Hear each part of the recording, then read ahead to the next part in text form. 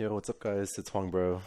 As of last week, I'm the current world record holder for Pokemon Red 80% Glitchless, beating Pokeguy's tier record by 16 seconds. Even though Pokeguy recently released a commentary video for his record like a month ago, I wanted to talk about my own run and talk about some differences between mine and his because his record was around 2 years old. Um, but I would highly recommend checking out Pokeguy's world record commentary video, and I'll link that somewhere in the description. Also, this is going to be a pretty high level commentary. It's going to be explaining elements of Gen 1 speedrunning to people who might not be familiar with it.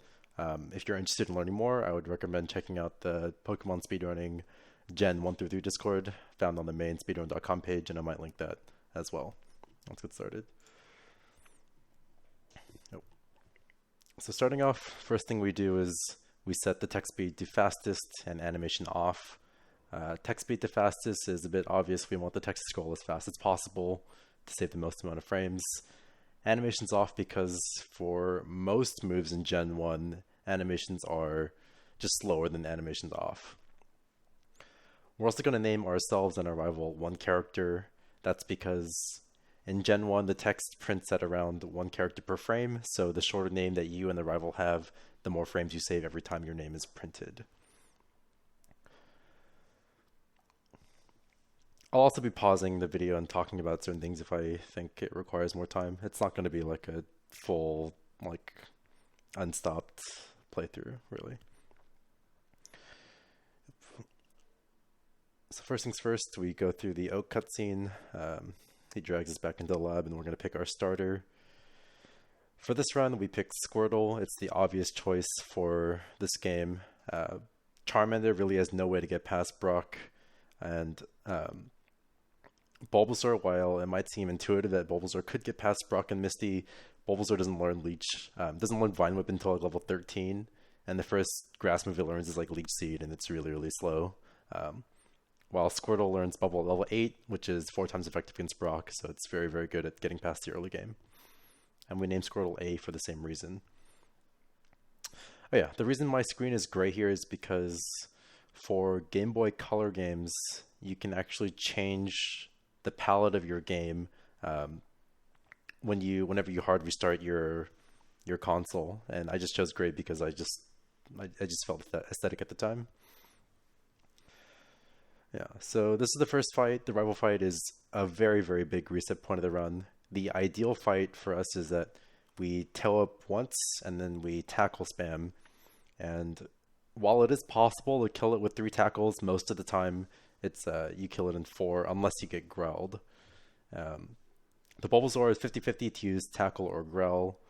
Growl is really, really bad because it basically halves the damage you do in this fight. One thing here is that you see that the Bulbasaur used growl and growl failed. I'll pause for a sec. Even though growl is 100% accuracy in Gen 1, there's also I don't know if it's a quirk, a part of Gen 1 where anytime a status move is used against you, like Growl or Tail Whip or String Shot, it has an extra 25% chance to miss. So even though if we were to use a move like Tail Whip, it's 100% accurate, whenever it gets used against us, it's 25% chance to miss or 75% accurate, which is why it missed there. So here, I'm going to check my stats for a second. I flashed my stats and I'm looking at it. Every Squirtle is technically runnable. There's no such thing, I don't have to reset for bad stats, but the better my Squirtle stats are, it ends up being faster in a couple different fights. So the main stat I'm looking at here is special. 12 special is what we call good special, whereas 11 special is what we call bad special. If you have good special, it saves 2 turns on Brock. So having good special here is good. It's the same Gen 2 and not a bug. Okay, cool. Yeah, so anytime you get a rival fight where you don't get growled, it's very, very good. So this was a pretty ideal start where I have a good special Squirtle and I had a good rival fight. We're going to start walking up Route 1 and start proceeding with the game. We actually have to fight one encounter on Route 1 in order to get Bubble before Brock. We really want to fight a level 2 or level 3 encounters, but there are Pokemon that are level 4 or level 5. Here we get a level 3 rat, which is very good. You can only find Rattatas and Pidgeys on this route. Rattatas are slightly preferred because they have Tackle, which is 95% accurate in this gen, and also Tail Whip. So it has more chances to do 0 damage to you, whereas Pidgey will always use Gust, which is 100% accurate. It's normally a 3-shot, so we get the 3-turn fight, which is, pretty expected. So nothing too crazy there. So far, so good. We're going to go into the mart and pick up our parcel. Yeah, 99.6% accurate. In Gen 1, the way accuracy is calculated in the programming, they basically didn't include an equal sign in the accuracy check. So even though a move might be 100% accurate, it's actually an extra 1 out of 256 chance, or about a 0.4% chance to miss. We might see it in the run, I don't remember, but every move that's technically 100% accurate does have a small chance to miss. Yeah, so there we get an encounter. It's not a big deal. I think the average number of encounters expected on all the passes is around like 3.5, and that was only the second encounter so far. Every extra encounter is like 10 to 11 seconds, so it is time loss, but you can't really expect to get like 0 encounters every time. So if I do get too many encounters, I would reset though. Less than 3.5, more than 3, it's something like that. Also, the reason I walked behind Oak to talk to him is because the rival walks at a much slower speed than the player, and so by going behind Oak, it moves the entire screen up so that the rival walks less tiles on screen. You can also talk to Oak from the left side, and that is equally as fast as behind. I just chose to do it from behind because that's what you do in yellow, and I'm just used to that. So we're going up one last time, Route 1. Yeah, 3.26. I don't know if that includes yellow grass. But yeah, this was a very, very good start. I had a good rival fight, I had good special, and I only had 1 extra encounter because I needed to fight 1 encounter, so that was very good. So I'm going to go into the mart and buy 3 Pokeballs to catch 3 things, and that's it. The shop actually doesn't sell potions, which is kind of annoying, because early potions to buy would be very, very nice. And then here I'm going to do a save and a reset, and I'm going to pause for a sec. Thanks everyone for the congrats. So the reason I'm pausing and doing a save and quit is because of RNG manipulation. So in Gen 1, whenever you save and do a hard reset on the console, we can basically reset the RNG to a more predictable state, where if we do the same exact actions after we hard reset, we can like manipulate the outcome. So by hard resetting here, saving on this tile and hard resetting, and buffering through the intro, and doing like a series of movements and A presses, I can manipulate a level 4 Nidoran encounter on the first grass I walk into. The Nidoran is very, very good. It has almost perfect stats, and I can manipulate that it will get into the Pokeball first try. So by doing that specific series of actions, I will encounter a level 4 Nidoran most of the time. Sometimes the manip can fail, and there's not much you can do about it. So I throw the Pokeball perfectly, and it gets in first try. The thing is about this manip, all these text boxes, if I clear them perfectly and then do the nickname fast enough, I can actually extend this manipulation. So every time a text box is cleared, it's like a 3 to 4 frame window, and then the nickname you have like 8 frames basically. So by clearing those text boxes perfectly, I can look at the way this first NPC moves. So he was facing up and then moves to the left. And then I can look at this NPC and the way this guy moves left. And then I can know that I got the manip correctly and do another series of moves to get a Pidgey encounter. So I'll do a couple A presses, I'll do a start flash, and I'll get the Pidgey encounter. And this Pidgey will also be guaranteed to get into the ball. So this is called like extended manip.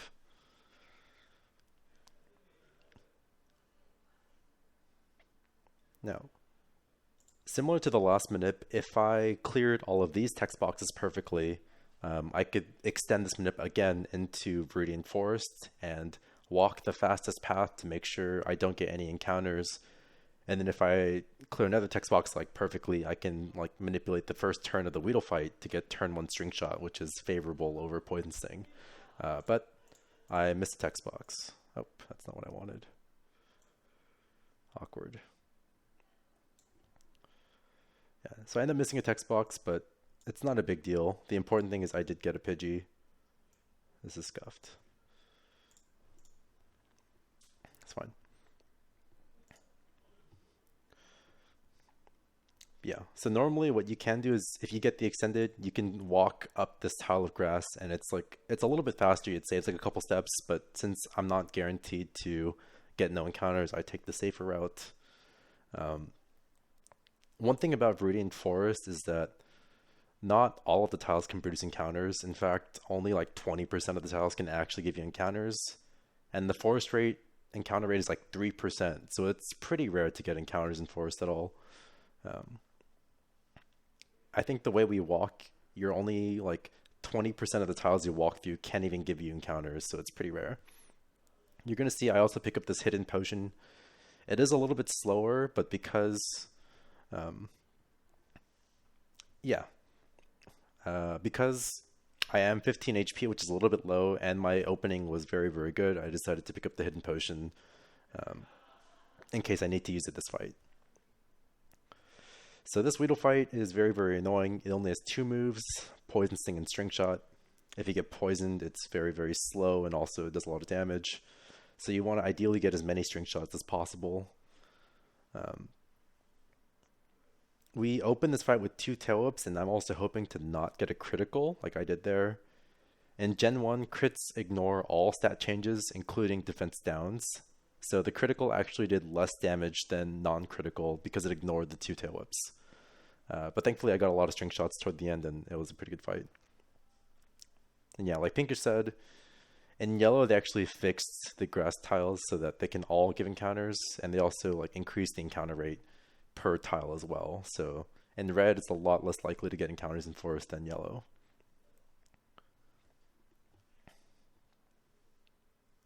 So yeah, that was a very good start. One thing I want to note here before I do this is that this was something that was sort of introduced more recently in the past few months. Oh yeah, I just mashed B for no reason. But Minna, who's actually in the chat, he's the one that I learned this from. There's the route transition here between Route 2 and Pewter. And the thing is, when you transition into a new route and the music starts changing over, you can actually skip certain jingles. So what I'm going to do is, as soon as I walk onto the first tile into Pewter, I'm going to open my bag, and if I do a swap fast enough, because I want to swap Nidoran to the first slot, I can actually skip the jingle. So right there, I was able to switch Nidoran and Squirtle without hearing. There's normally a little jingle that plays when you swap, but I was able to skip that thanks to that transition. I'm also going to buy potions here.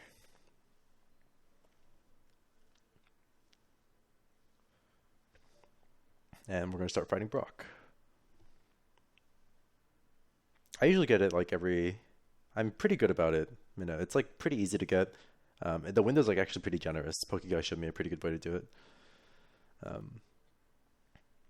yeah, the reason why, also at the beginning of the run, we kept our battle style to shift because we're switch training our Nidoran. It's level 4 and we needed to get at least level 8 to use Horn Attack on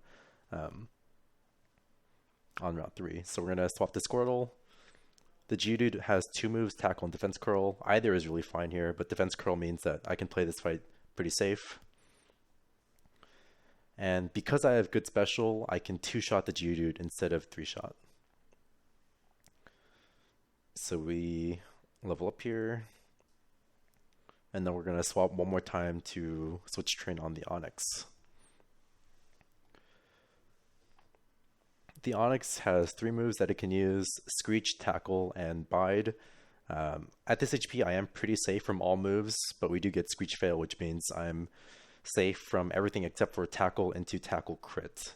So anything other than tackle crit here, and I should be fine. And I get Screech. So this was a good split for sure. I didn't get poisoned by the Weedle. I didn't have to heal Squirtle. I didn't have to swap like an extra time or anything like that. So it was good. Yeah, so this is a very, very good start so far.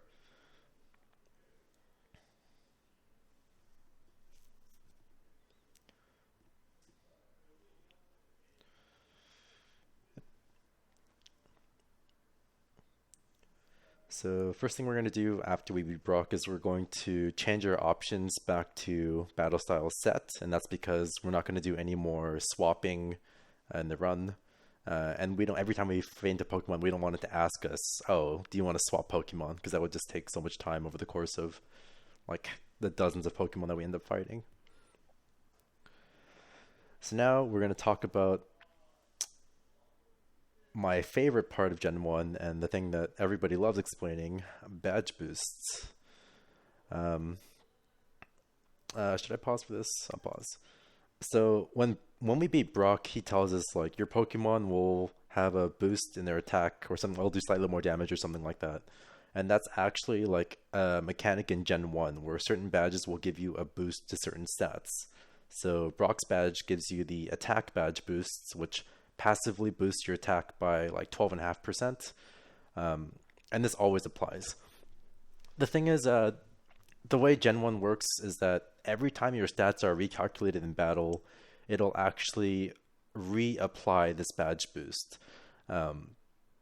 So for example, if I get hit with a string shot and it recalculates my speed to lower it, it'll apply another 12.5% attack boost on top of what I already had. And we call that giving yourself like one badge boost. If you get hit by it again, that's two badge boosts. The reason I'm talking about it is because badge boosts are very important on Route 3 because it allows us to try to save horn attacks and tackle things that normally are not able to be tackled. Yeah, like Pinker said, these badge boosts also go away when you level up or when you switch Pokemon, which doesn't really happen. But I'll be pointing out as it goes on. But the goal of Route 3 in general is to try to save as many horn attacks as possible because the count is very tight toward the end of Mount Moon. So this Caterpie is a ranged 2-shot with horn attack, but if I get a badge boost, it's very close to guaranteed. I actually 2-shot it naturally. Wow, that's very good. It's like pretty rare to get the natural 2-shot. Same with the Weedle. Depending on how much damage my horn attack does, and if I have a badge boost, I can look to tackle to finish it off. Let's see what I get here. That is not enough to tackle, so I horn attack again because I didn't have a badge boost and I didn't do enough damage. Something else is that the way damage works in Gen 1 is that you don't always do a set amount of damage. This is actually in every Pokemon generation. But the damage you do is sort of randomly generated within a certain range of numbers. So like instead of you always doing like 10 damage with horn attack, you might do between like 8 and 11 damage. And we call that a damage range or a damage roll. So sometimes I'll talk about like high rolls or low rolls. Here we're going to toss our antidote because we don't need it anymore and it's in the way of our bag. And get ready for this fight. This fight is a little bit scary. The Rattata can do a lot of damage with quick attack, with crits, with tail whip, and then the Ekans has wrap, which is really, really horrible in Gen 1. It like locks you out of using a move between 2 and 5 turns, and we'd really like to avoid seeing that. So here we get our first badge boost. I don't know if we got one earlier, but the tail whip badge boost gives me enough damage to tackle the rat to finish instead of horn attacking. So if I didn't have a badge boost, I wouldn't have done enough damage to tackle there, but the badge boost lets me save a horn attack in that instance. We're gonna lure the Ekans. If I get enough badge boosts, I think depending on the rolls and if I get enough badge boosts, I can actually tackle the Ekans as well, but that's not nearly enough damage. But thankfully we just didn't see wrap, so this was a good fight for sure. Like any fight where you don't have to heal and don't get wrapped is like a good fight for the shorts guy.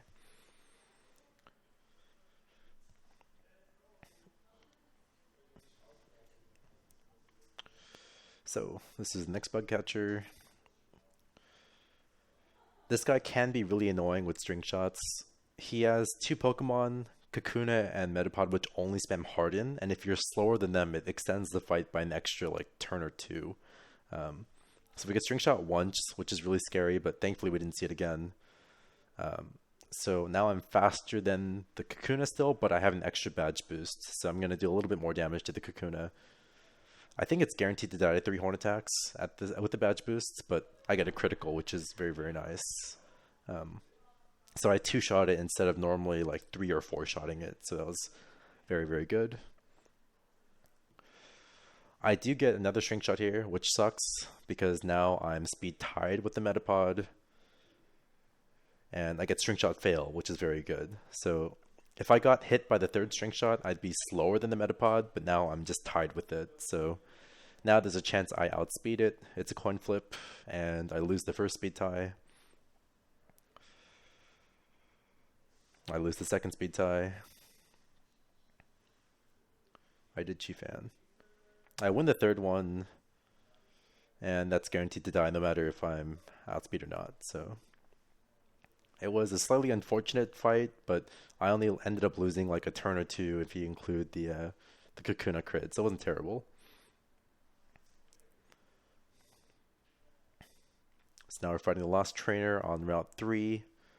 Um, One thing I didn't talk about the damage rolls, and I'll pause here, is that um, the way damage rolls works is that it basically, to simplify it, it basically picks a number between 1 and 39 and does certain damage based on that roll. And the highest roll, if you roll, for example, exactly 39, it always does 1 extra damage. So for example, like tackle from Caterpie might do like 3 damage if you roll 1 through 38, but if you roll 39 exactly, it'll do 4 damage. It'll do 1 extra damage, and that's going to be important here because I'm going to horn attack this, and it's going to tackle crit me for 6 damage. And this is important because tackle crit normally does 5 damage, but if you get exactly the 1 out of 39 high roll, it'll do an extra damage. And this extra damage is really important because of Red Bar. And I haven't talked about Red Bar yet, but in Gen 1, I'll play a little bit, but you can hear the siren that plays in the background. When you're in Red Bar, which is when you're at roughly like 20.8% of your health or 5/24, you have the siren that plays in the background. And what happens is when you're in this state, you end up being able to skip a lot of jingles that you normally have to wait for. So every time a Pokemon is sent out and you have to wait for its cry, normally you get to skip that and just pick your move right away. Anytime you level up, anytime you learn a move, you can normally skip those jingles as well. And you'll also save 1 frame every text box you clear. So Red Bar is like very, very overpowered in Gen 1. In Pokemon Red, I think it saves like 5+ minutes in the whole speedrun versus having no Red Bar. It's like a huge, huge like thing we try to play around.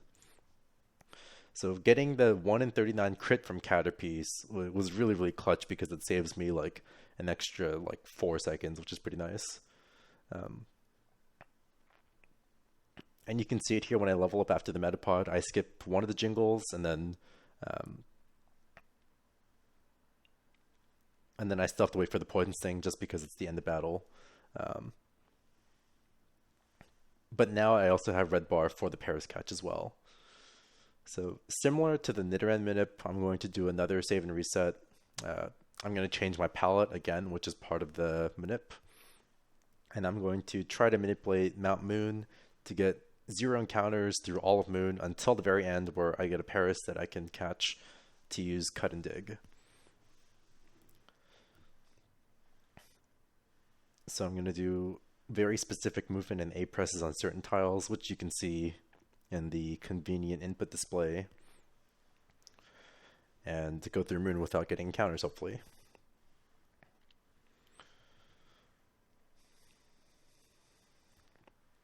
Yeah, so 1809 Route 3 split is definitely very good. Definitely no complaints from me. This is like a very, very good start still.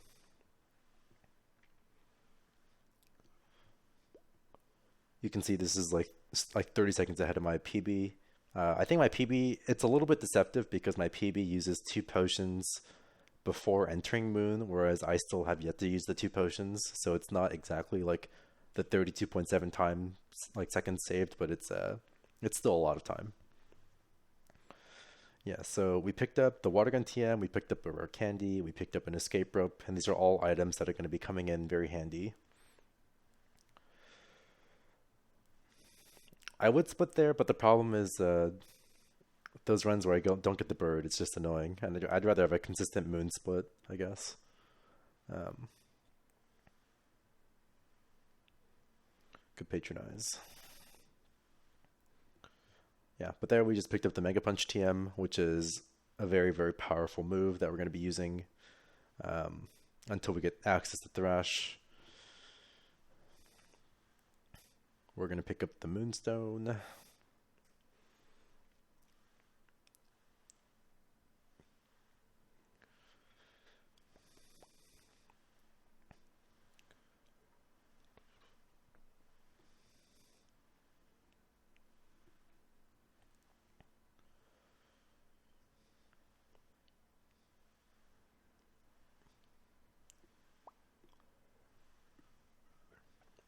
Yeah, this is like pretty long minute. Thanks for the good luck. Even though I'm not running, I'm just doing commentary. The minute doesn't guarantee that it happens. There's like a small chance the minute fails. I think this one is like 5-ish%, the 10, 5, 10, maybe 10, I don't know. Um, but if I get the pairs, I'm guaranteed to get it in, I think. There might be one like at a 60 IGT for Yellow Ball, um, but thanks to Red Bar, I managed to skip Paris's Cry, which cost a couple seconds. So I saved like an extra like 4 or 5 seconds just there, and then I heal up and get ready for this fight. Um, so I'm gonna pause for a little bit um, to explain this fight. But this is basically the fight where we want to save horn attacks. So this Rattata is faster than us. It has tail whip, quick attack, tackle, and it doesn't guarantee. It's not guaranteed to die to 2 horn attacks. So most of the time, it will get 3 attacks on off of us, which is very, very scary when it has tail whip and it has a pretty decent crit rate. Um, so the best case scenario is that we 2-shot it. Um, we'll see what happens. But that's the reason we want horn attacks, is we want to use it on this Rattata and Zubat. Thankfully, we get this tail whip badge boost, which guarantees that horn attack should kill it at this range. So getting a 2-shot on the Rattata is very, very nice. Um, Thankfully, I have 3 horn attacks left for the Zubat. If I had 2 or less, I would probably have to use Leer on the Zubat. Um, and use Leer and then try to finish it with horn attacks after that. But thankfully, if I can just use horn attacks over and over, it gives me a better chance to 2-shot it with crits. Um, I'm not exactly doing a guide, just doing a commentary for people who might not be familiar with the run. Just like explaining it, but not really like teaching people about um, the run. The Zubat has Leech Life and Supersonic.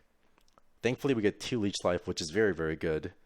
If you get Supersonic, it becomes like a very scary fight, especially because I was tail whipped, and when you're tail whipped, you hit yourself in confusion for more damage. But getting double Leech Life was very good, so that was a very, very good first fight.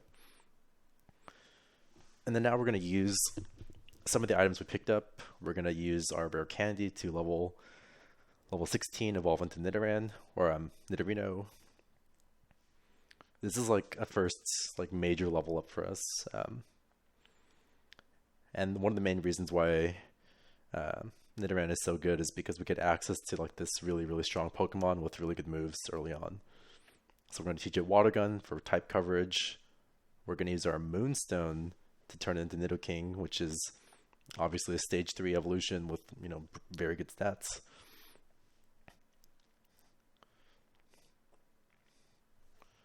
And then we're going to teach it Mega Punch. Mega Punch is, yeah, Nidoking's moveset is insane.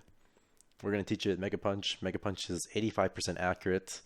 And we have to use a lot of Mega Punches in the next couple splits. So we're hoping to miss as few Mega Punches as possible. But thankfully in this fight, missing Mega Punch doesn't matter too much.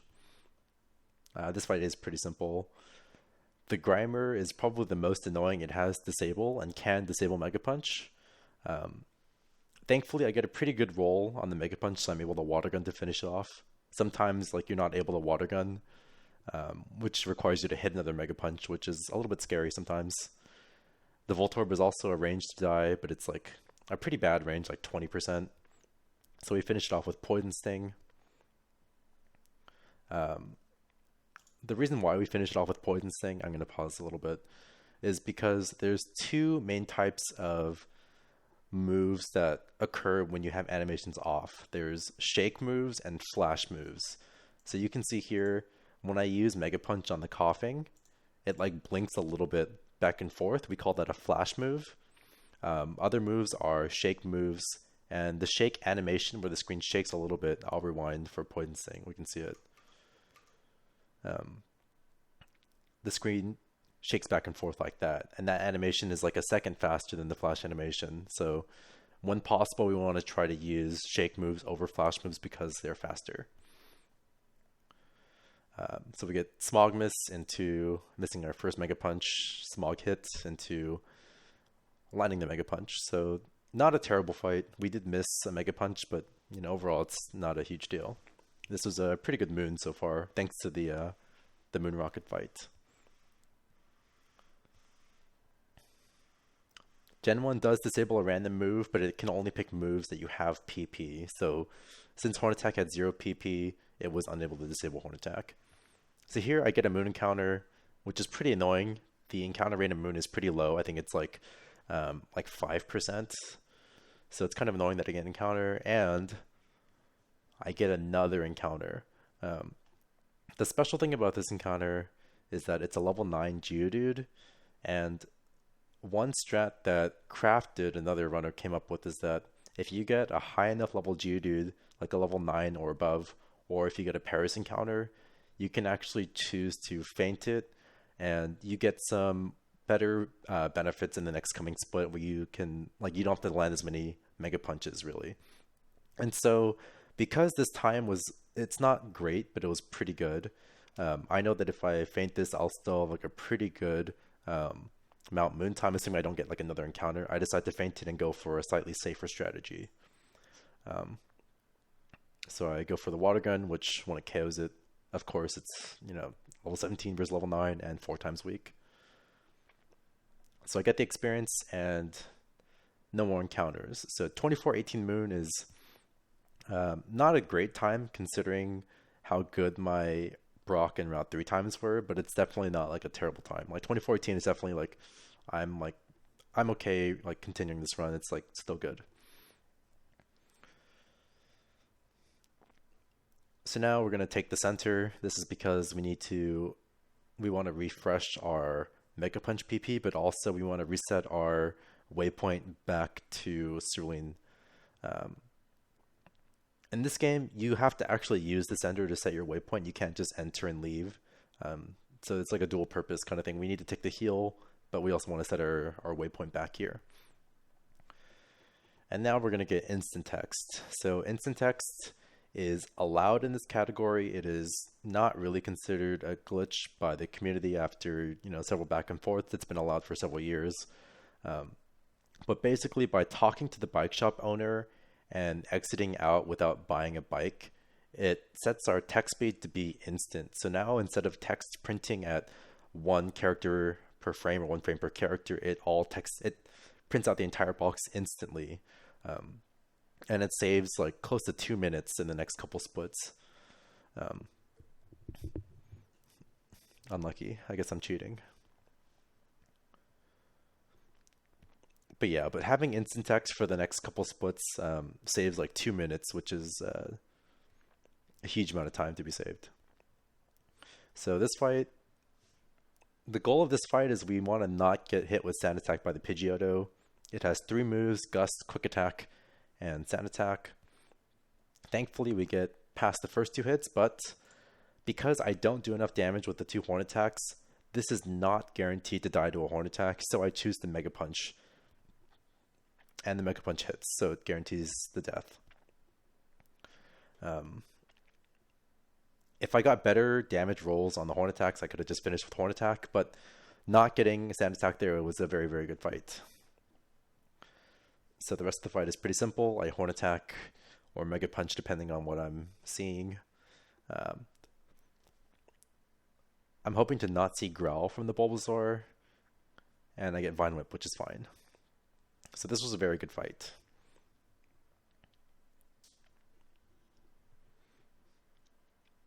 Yeah, any fight where you don't get sand attack is usually pretty good. What about IT buffering? Yeah, so when you're in instant text, you can buff your text boxes, clear them perfectly. It takes some practice, but there's a couple videos out. You can also just watch my my input display, but it's yeah, it takes some practice, but it is very, very fast. This Caterpie is a range to die to Mega Punch, but it's pretty good. I think it's like 80+%. And the Weedle is guaranteed to die to Mega Punch. Yeah. So we're already Mega Punching a lot of stuff here. How many resets? It took me, between my last PB and this record, it took me 1,111 resets.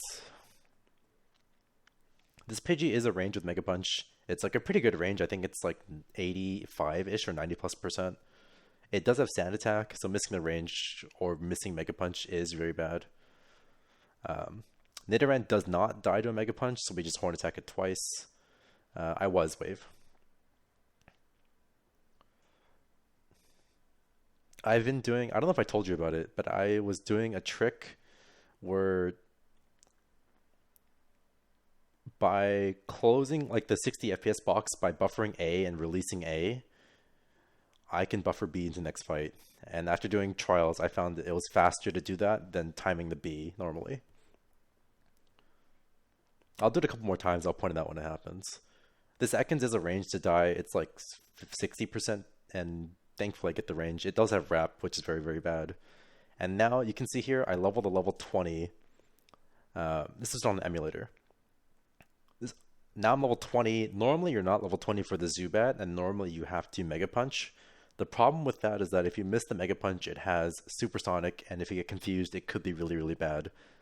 But because I fought that Geodude, I hit level 20, so now I can just Horn Attack the Zubat and guarantee the kill. So that's a little bit of time save, potentially over not getting that encounter. The ability to one-shot the Zubat is just a lot safer than relying on Mega Punch. And because I'm already on pretty good pace, I'd rather play a little bit safer. This Pidgey is also pretty similar to the last one. Thankfully, I get Quick Attack, so I'm not getting Sand Attack at all. I missed the range, but that's not a huge deal, and I use Poison Sting to finish it because it is the Shake animation, like I said. Nidoran Female is also basically the same. I Horn Attack it twice.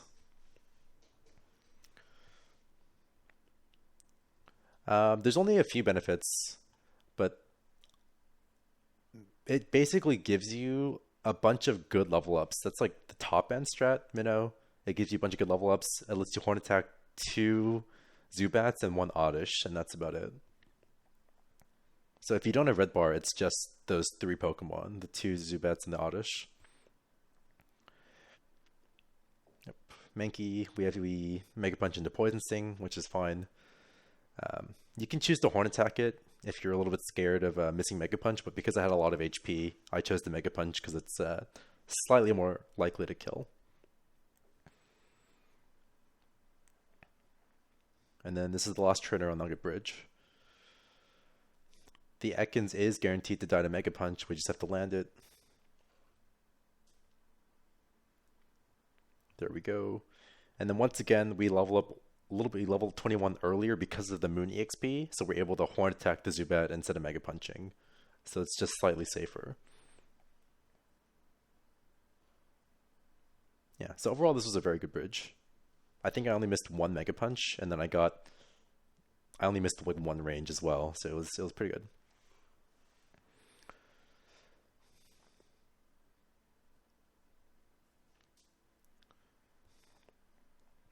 Next trainer we're going to fight. This one's pretty simple. All he has is an Onyx that we just one-shot with Water Gun. Pretty simple fight. Yeah, I did miss the Mankey range, but it's not really likely to die. It's like pretty hard to kill in one turn. I think it's like a 15% range, maybe like worse.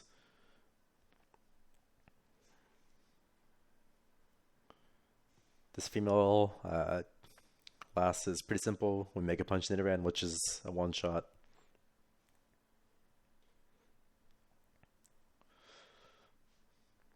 And then we Horn Attack the Nidoran female twice because Mega Punch does not kill it in one hit.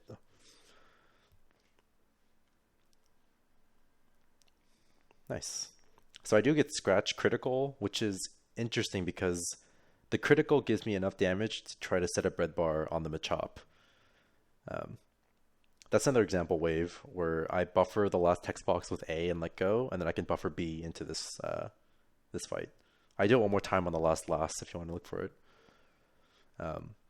But because I got crit by the Nidoran female, what I'm going to do is I'm going to Horn Attack this coming Machop and intentionally take a hit to try to get Red Bar for the last couple Pokemon. If I had higher HP, I wouldn't go for it because I wouldn't take enough damage from Machop to get good Red Bar, but because I got criticaled, I'm at like perfect HP to get hit and get good Red Bar. So I get Karate Chop, it crits, and I have Red Bar again.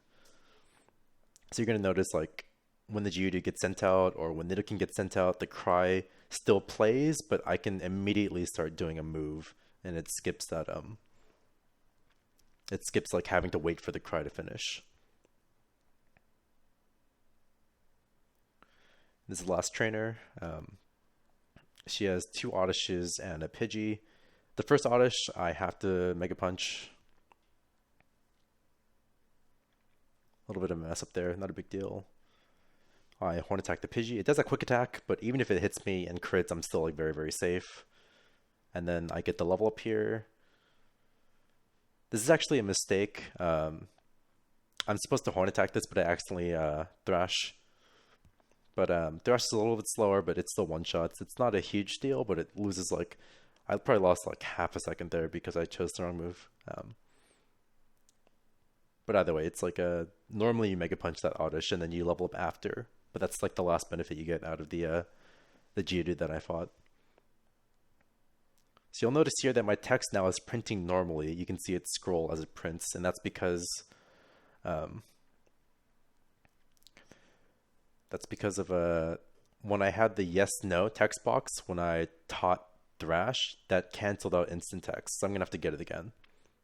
And yeah, I think that's because that's including the two inputs to Horn Attack wave.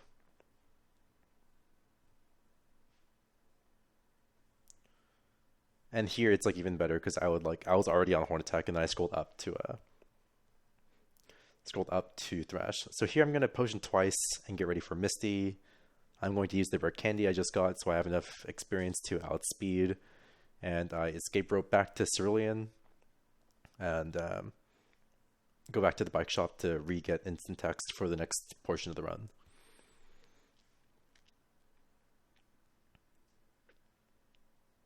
So now we have instant text again until we get another yes no text box or we accidentally open our menu, which does not happen. So instead of fighting Misty right now, we're going to fight this rocket up here.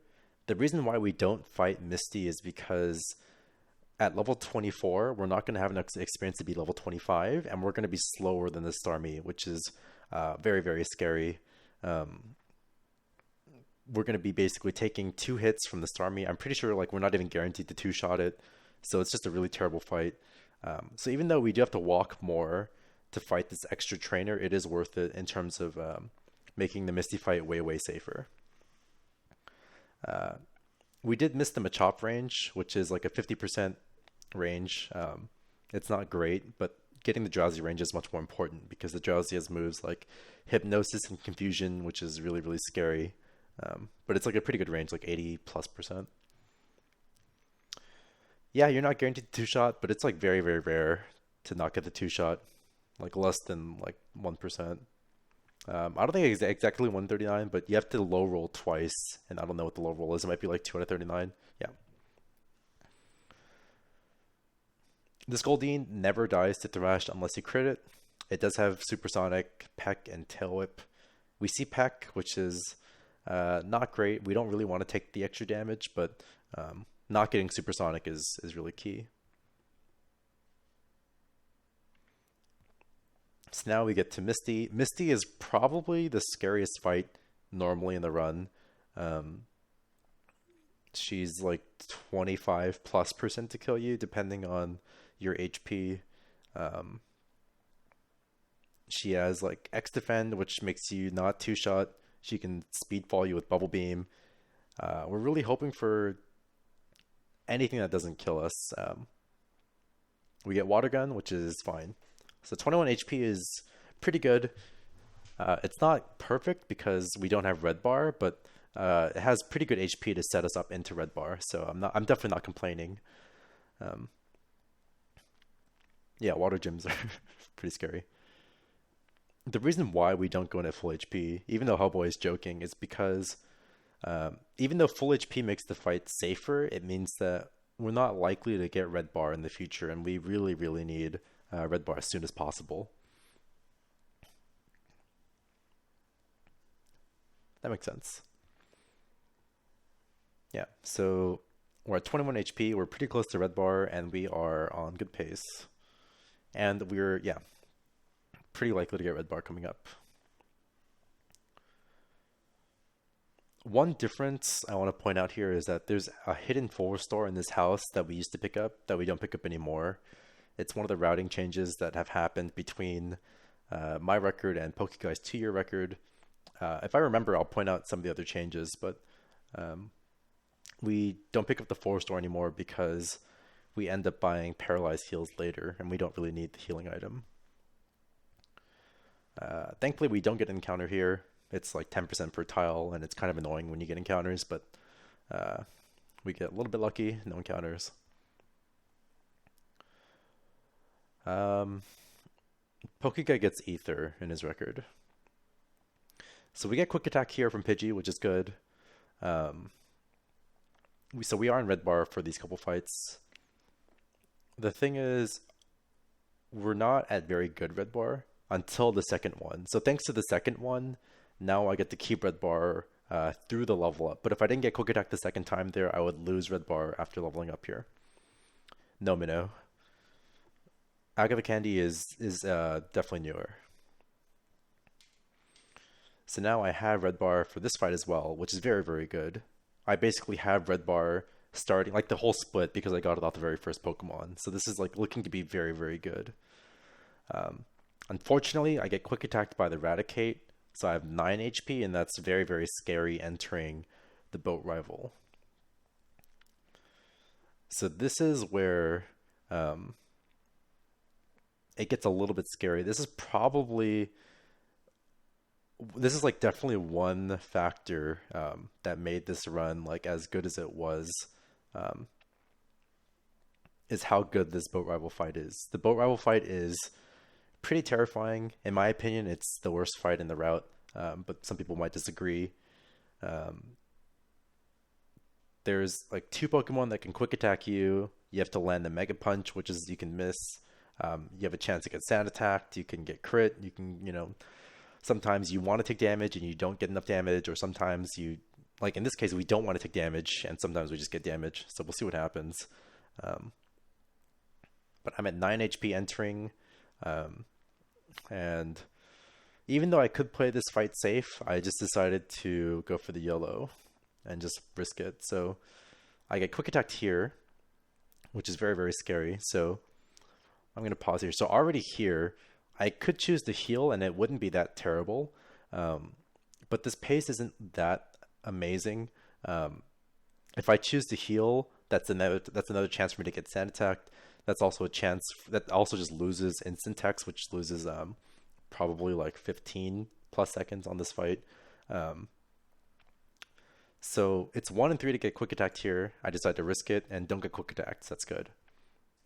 So that's first one down. For this Raticate, I think it's also 1 in 3 to get Quick Attack, maybe 1 in 4. But not only that, but I have to land a Mega Punch, which is 85% accurate. So if I miss Mega Punch and get hit with anything, I'm dead. Or if I'm 1 in 4 to get Quick Attack, I die. So I risk it. I use Mega Punch, I don't get quick attacked, and I land it, so I kill it. So that's number 2. Kadabra always dies to Thrash, which is very good. But now we get to Ivysaur. So Ivysaur is basically 50-50 to use Leech Seed or Vine Whip. If I get Vine Whip, I'm dead no matter what. If I get Leech Seed, I live. If Nidoking crits, I win. And also if I roll enough damage to trigger a potion, which is pretty rare. I think it's like 1 in 5 to use a potion, but like it's like 20% even to like get it into potion range. 1 out of 8 to use a potion, but like it's pretty rare to get it into potion range anyway. But thankfully, I get Leech Seed, so I live. So that was like a really, really insane boat rival fight, considering I entered at 9 HP and live. So because I had full red bar, this run that was like it was above average for sure. Now it becomes like really, really insane. And this is where I decide to do a certain strategy. So in my notes, based on this map transition here, I have certain thresholds listed for when I should fight an optional trainer, the gentleman on the SSN. The idea is if I'm on good enough pace where fighting this gentleman doesn't force me to change strategies to take like risks later on, it's better for me to take this extra trainer and get a lot safer for the next few splits. So because I was like around 4101 exiting this room, that's within my threshold for I should fight this trainer if I have good HP. So that's what I decided to do. So I fight an optional trainer that normally people don't fight at all, let alone on like world record attempts. But because I felt this run was good enough and I wanted to play, I wanted to guarantee a little bit more safety in the next coming splits, I decided to go for it. So this fight loses roughly 20 seconds. It's not that big of a deal. And it can save time throughout the next split as well. So it's not like a raw 20-second time loss, but it is, you're definitely losing time by going for the strategy. So we fight the gentleman and we pick up the rare candy that he is guarding. And we're going to use it pretty much immediately. But that is definitely not a common strat that you're going to see. I don't think anyone going for world records would really consider it unless you're on like really, really insane pace. And this is not that like insane of a pace. Like I've had runs that are like a minute better than this, but this was good enough pace for me to decide to go for it. So I did.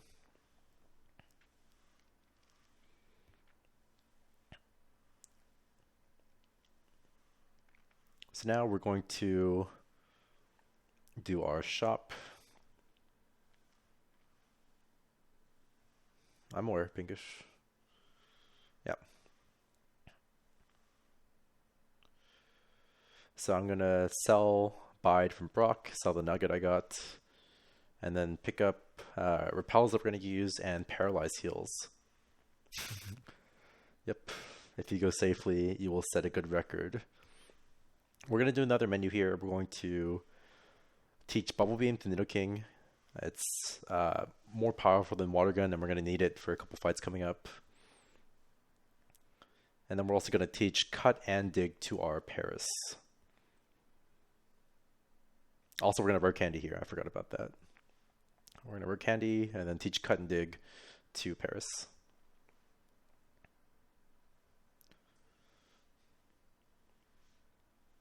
So this is going to be the last RNG manip of the run. We're going to do another save and quit here. And this save and quit, we manipulate which cans that the switches are in for the Surge trash can puzzle. There's a couple different variations of this manip. I chose the quote-unquote fastest one. It's like 58 out of 60%, 58 out of 60 to work. And it works. So good. And now we get to the Surge fight. So this is the main reason why, or the first main reason why fighting the gentleman is so good is because of Surge's lead Pokemon, the Voltorb. So this Voltorb is really, really annoying because because it has Sonic Boom, and Sonic Boom just shuts down like every run that you have. Or if you're in red bar, you're in range to die to Sonic Boom, so it's very, very scary. The idea is if you thrash it, it is a range to kill Voltorb, but it's not a great range. I think it's like a 75% range to die. Um, and it's not guaranteed to use Sonic Boom, but by fighting the gentleman and using the candy, I can thrash and guarantee one shot the Voltorb. So it's very, very nice. This Pikachu only has quick attack, which doesn't kill me even if it crits, but it does quick attack me, which is fine. The problem is um, Thrash can last between 3 and 4 turns, and unfortunately for me, it lasted 3 turns. So because I was confused, I chose to swap to Pidgey and swap back instead of taking the 50-50. Um, I'm not really sure if this decision was correct in retrospect. Um, it's definitely on the safer side and slower, but it's the main reason um, why this split was not good. Like even with the gentleman fight, if I didn't have to swap there, this would still be like a pretty good split. But with the swap and the gentleman fight, now it's like not a good split at all.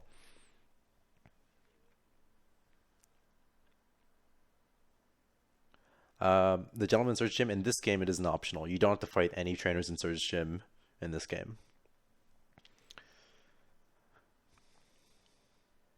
Yeah, so now we're going to talk to the Pokemon fan club president and pick up our bike voucher. Uh, One thing in Gen 1 is that there's certain like houses or certain like buildings or tile sets basically that you can dig out of, and it's kind of random which like houses it applies to, but we're able to dig out of this house. So we can dig out and go back to Cerulean because this is where we need to go. And we're gonna go pick up our bike and not get instant text because we're actually gonna get our bike this time.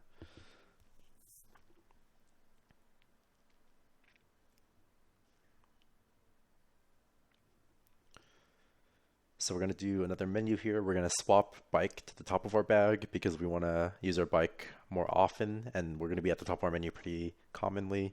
And then we're going to teach Thunderbolt to Nidoking. Another like random like TM that Nidoking can learn. So this split is really where Red Bar starts to shine. Um, if you have perfect Red Bar for this split, you can save. Normally it's like an 11-minute split. If you have perfect red bar, you can save almost an entire minute over having zero red bar. Um, so it's like one example where you're able to go through like the fights much much faster. We do have to land a mega punch on this Oddish. Uh, Again, 85% accurate, but we land it, so we're fine. And now we can just thrash the remaining 3 Pokemon. Now you're good, Chief Fan. I mean, I know you fight the gentleman in Fire Leaf Green, but in this game you don't have to.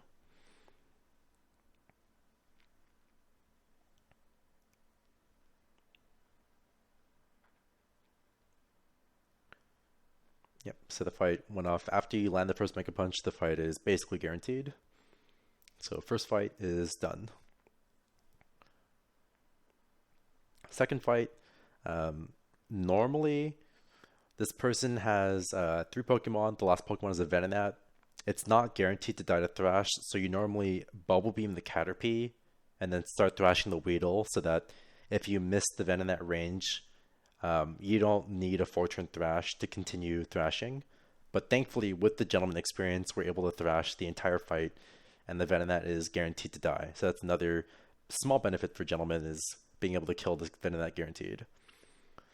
The Venonat can't really do a lot of damage. It only has Tackle and Disable. But if you get Disable Thrash while you're thrashing, you're just locked out of the game for like 0 and 8, between 0 and 8 turns. So it's pretty troll if that does happen, which has happened to me, funnily enough.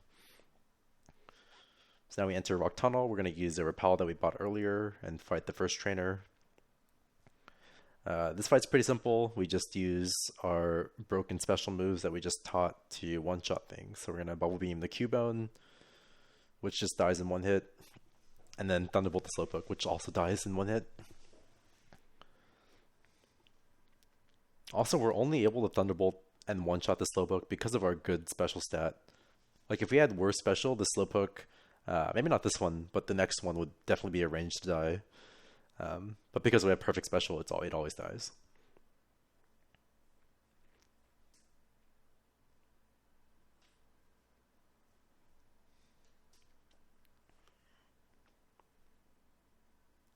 So we just Thunderbolt and it dies. So now coming up is the scariest fight of this entire split normally. Um, so this next trainer, we call her just the Oddish Girl because her Oddish is really, really scary. Normally it's like a 46% chance to die to Thrash. I'm going to pause here. It has Poison Powder, Stun Spore, Sleep Powder, and Absorb. If you just Sleep Powder, you're basically dead. If it uses Stun Spore, it's usually dead, but sometimes you can live. Poison Powder is good, and Absorb is good. Um, so normally it's like really, really scary, and you're really just hoping you either get the range, or you get Absorb, or Poison Powder, and if you get Sleep Powder, Stun Spore is usually just dead run. But thankfully, with the Gentleman, God, I need to stop doing that. Uh, Thankfully, with the Gentleman, we're able to just guarantee the range, and it just dies. So that's like the biggest reason why Gentleman is so good is because you can one shot the Oddish and the Bulbasaur. The Bulbasaur is a range too. It's like an 85% range, but it's not as scary because it only has like Growl and Vine Whip, and most of the time you're fine. So, but it guarantees that range too. So Gentleman is just really, really powerful for that fight. So that's like the main reason I did Gentleman is to avoid wiping to that trainer. Um, Rock Tunnel movement. Uh, it does take a little bit of practice to get good at Rock Tunnel, but thankfully because you can still see like the boundaries of the walls, like it's not pitch black like it is in other generations. You can still see where the walls are and where your screen is relative to the walls. It becomes pretty easy to navigate once you do some practice. So it's pretty simple. We just Bubble Beam all three of the rock types.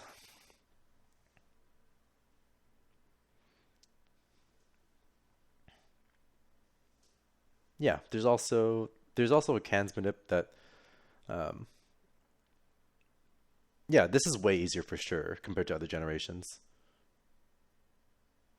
It's way easier, not even a question. Like for example, like Gen 2 biking in the dark is like much harder compared to this. This you can basically still see. It's just like you can't see your sprite, but you know where you are at all times. It's very easy. I haven't played Let's Go and I haven't seen it, so I can't confirm, but I'll take your word for it. Hello, Jimmy. This Pidgey does have quick attack. It's not a big deal if it gets used. It only does like five-ish damage, maybe four damage. So not really a big deal. We're gonna pick up. Oh, I messed up there. We're gonna pick up this Max Ether. So other than that slight mistake, this is basically a perfect split. Um, Other than like I think I had like one crit, but this was like a very good split. No wasted turns at all. The last trainer on the split. Normally, what you're supposed to do is you're supposed to Bubble Beam the Growlithe and Thrash the Vulpix. Bubble Beam is a range and Thrash is a worse range, but because I did Gentleman, I decided to Thrash the Growlithe. Um, Thrash is definitely a worse range than Bubble Beam, but I decided to Thrash because it's not it's like a pretty decent range still, and it's just a little bit faster. And I was just trying to be a little bit greedy to try to get like a perfect fly split. That's really what I was going for. Um, so thankfully, I do get the range, and I hit the Vulpix as well without getting quick attacked. So this was like a very good split. Basically perfect so far, other than like that movement mistake. Um, so now I'm going to pick up hidden elixir in the underground tunnel. There's a couple different ways you can do this. I do it by counting the bike pedals, so you can see like when the character bikes, the bike pedal goes like up and down. I count 13 of those. You can also do it with like a audio cue based on the music. There's a couple good ways of doing it, um, but it's not too hard with practice. And now we're going to get to Celadon shopping. And this is where I lose most of my time this split. My shopping is not that great, and you'll see it soon. So here we're going to buy TM07, but I accidentally scrolled to TM02. So that's the first mistake, is I accidentally, chose the wrong item. Same thing with here. I want to buy Super Repel, but I scrolled to Revive. So that's 2 mistakes in a row that cost me like probably 4 or 5 seconds. So not a good start to the shopping. But I mean, mistakes happen. I'm not too. It does suck, but it's just, gotta move on. So we bought TM07, we bought Super Repel, Super Potions, Pokedolls, which we're going to use very soon. We're going to go to the roof and buy Soda Pop for trading. So we're going to buy Soda Pop and talk to the girl and trade it for Rock Slide, which we're going to use pretty soon. And one thing I want to point out here, I actually failed this the first time, but I get it the second time, is you can see here, even though my cursor is on freshwater, I actually buffered. There's a trick you can do where you can buffer down an A before this, and it'll actually buy a Soda Pop, even though your cursor is on freshwater. And the only reason I do this is because when it says here, Soda Pop popped out, Soda Pop is 3 characters fewer than freshwater. So I saved 3 frames by doing this. And that's literally the only reason why I bought it. Also, I had the extra money because I fought the optional trainer. So I buy 11x accuracies. I buy 7x specials, which is 1 more than normal because I had extra money. And then 3x speeds. So I still had some money left over, but there's not really a great use for the money that I could have done. I guess I could have bought like 1 fewer special and 1 extra X accuracy for like land stall, I guess, but it's like pretty rare to find a use for the money. So overall, that was not great shopping, but it was like okay, it's passable. And then we're gonna go pick up the Fly HM. So we'll see what my split time is. I think I got like a 10-13, which is not great considering I did Gentleman. It definitely should have been sub 10-10, but whatever. And then we're going to do the menu. I actually mess up here, accidentally select Pokédoll. But the concept of our menus are basically, we want to swap important items that we use a lot to the top of our bag. So items like X accuracies, super repels, X specials. And then use important items that when we get to the bottom. I think sub 10-10, I think sub 10 is possible, but it's very, very hard, With Max Ether, it's possible. It just requires you to have like the biggest barrier for that. Like getting the good RNG is not the hard part. The hard part is like having good shopping execution. That's where most humans lose time.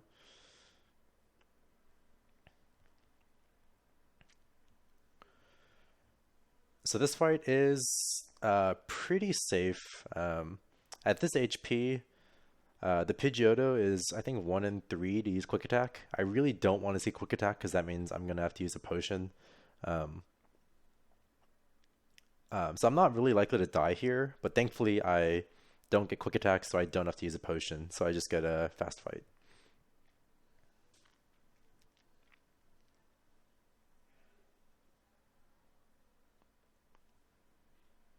Pretty standard fight.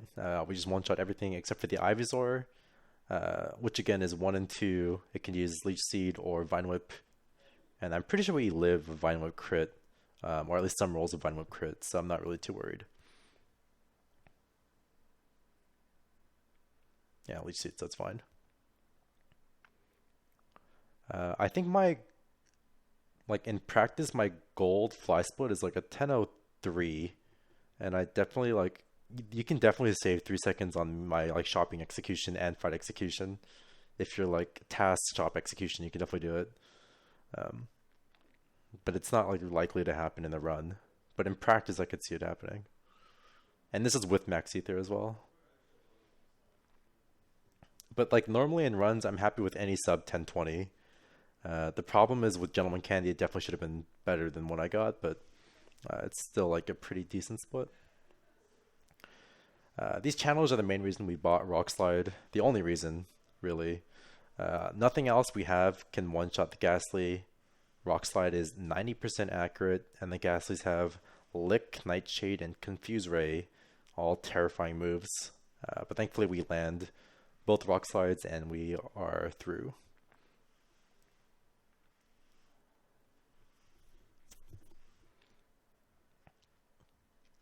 Yeah, so now I can sort of breathe. I think this is the point where I posted in Discord saying, I'm on a run, this is what I'm on a watch, because at this point I'm guaranteed to make it, or basically guaranteed to make it into Sylph, where we're going to see what happens. But Sylph is like a pretty big point of the run normally. But we do take the heal pad here, heal the full HP. So I'm no longer in red bar, which is fine. And we have 2 more rock slides to use. So here it's not as punishing if we miss. Oh yeah, shout outs to Hellboy who was there. Shout outs to, I think it was like Hellboy, Wave, Warrior, Pokeguy, and Stringflow were all there. It's a very comfy group. Yeah, so because we're at full HP, it is slow if we miss a rock slide and get like paralyzed or confused. Hellboy God at Pinkish. I don't know who you're talking about. Yeah, but since we're at full HP, we're not likely to die. It's just a little bit slow. So thankfully we landed all 4 rock slides, and that's the last time we have to use this garbage move.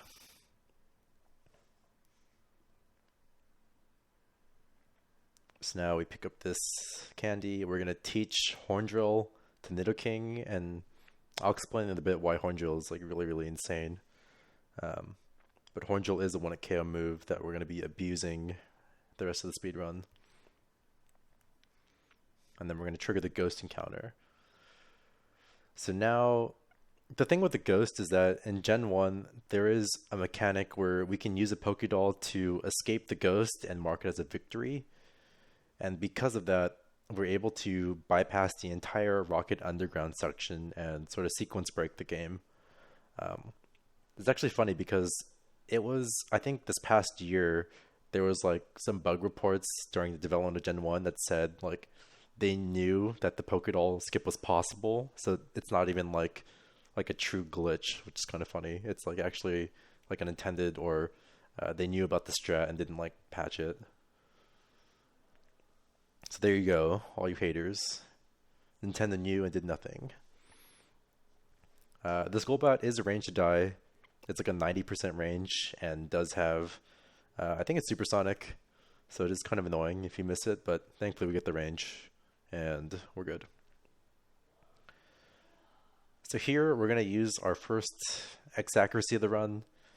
X accuracies in Gen 1 and 2 are really, really broken. It basically removes the concept of accuracy. So if you use an X accuracy, you cannot miss. It just like you can't even Gen 1 miss. So when you pair an X accuracy with a 1-hit KO move like Horn Drill, all we have to do is we just have to be faster than the Pokemon we're facing, and we can 1-hit KO. So it's a really, really broken combination that we abuse in the speedrun, and it's one of the main reasons why Nidoking is so powerful. Pokeguy, thank you for redeeming your lose 10,000 points. Yes, Gen 2 X accuracies work the same way, but I don't think they use like X accuracies for anything because the moves they use are all like basically 100%. Like after they have the option of buying X accuracies, because they use like Fury Cutter, which is not fully accurate, but for like the late game they use 100% accurate moves. So.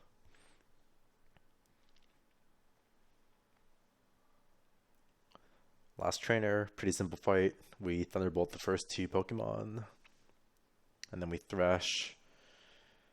This Raticate is a range to die to Thrash. It's like 85% to die, and it's not a big deal if we miss it. It's just a little bit slow for the extra turn, but we're not at any risk of dying here. But we get the range, so we're good. So overall, this was a pretty good split. I did have a slight mistake where I like tried to use Pokédoll in the beginning menu, but other than that, this was like basically perfect. Other than like critting the Ivysaur, so this was like a very good split.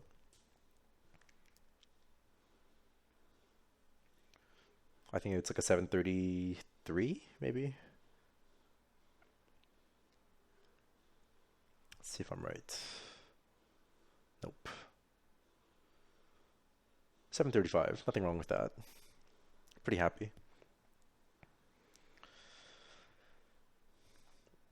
So now we are in the Koga split, and this is where most world record runs like come to die. Um, and that is because of the existence of a strategy known as Sylph Red Bar. So I'll explain it more in depth as we get to the fights, but Sylph Red Bar is the strategy of getting intentionally hit by the rival from the Sylph Rival's Gyarados into Red Bar and trying to maintain that Red Bar as long as possible. If you do it perfectly, you can save like 50 seconds to a minute, which is most of the time it's necessary for runs to be world record pace. And this run is no different. This run is not good enough to skip Sylph Red Bar, so I definitely need it to try to get world record here.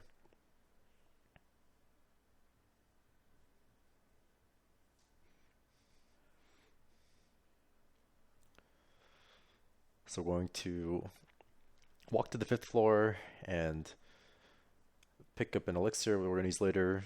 I haven't been talking too much about the items we picked up. We picked up a rare candy in Pokemon Tower and two elixirs that we're going to be using later, mostly for Horn Drill, and then we're going to fight this first trainer. So this Arbok doesn't really die to like normally if you thrash it, it takes 2 hits, but it's not guaranteed to die. So we decided to X accuracy and Horn Drill instead. The Arbok has Leer, Glare, Poison Sting, and Bite. Leer is the fastest move, so thankfully we get it. We really just don't want to see Glare or Bite because those are slightly slower. If we get glared, we have to paralyze heal in battle, and theoretically it can just keep glaring us, but Leer is the fastest outcome, so we're good. What flu time would it skip so far? Probably like a 102 flat or better. I'd consider skipping it.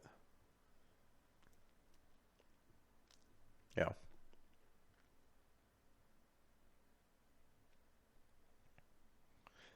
There's only been a few like runs that were that good. Um, like 101 flutes. I don't know that there's been like two or three. Um, so it's very hard to get paces that good. So here we go.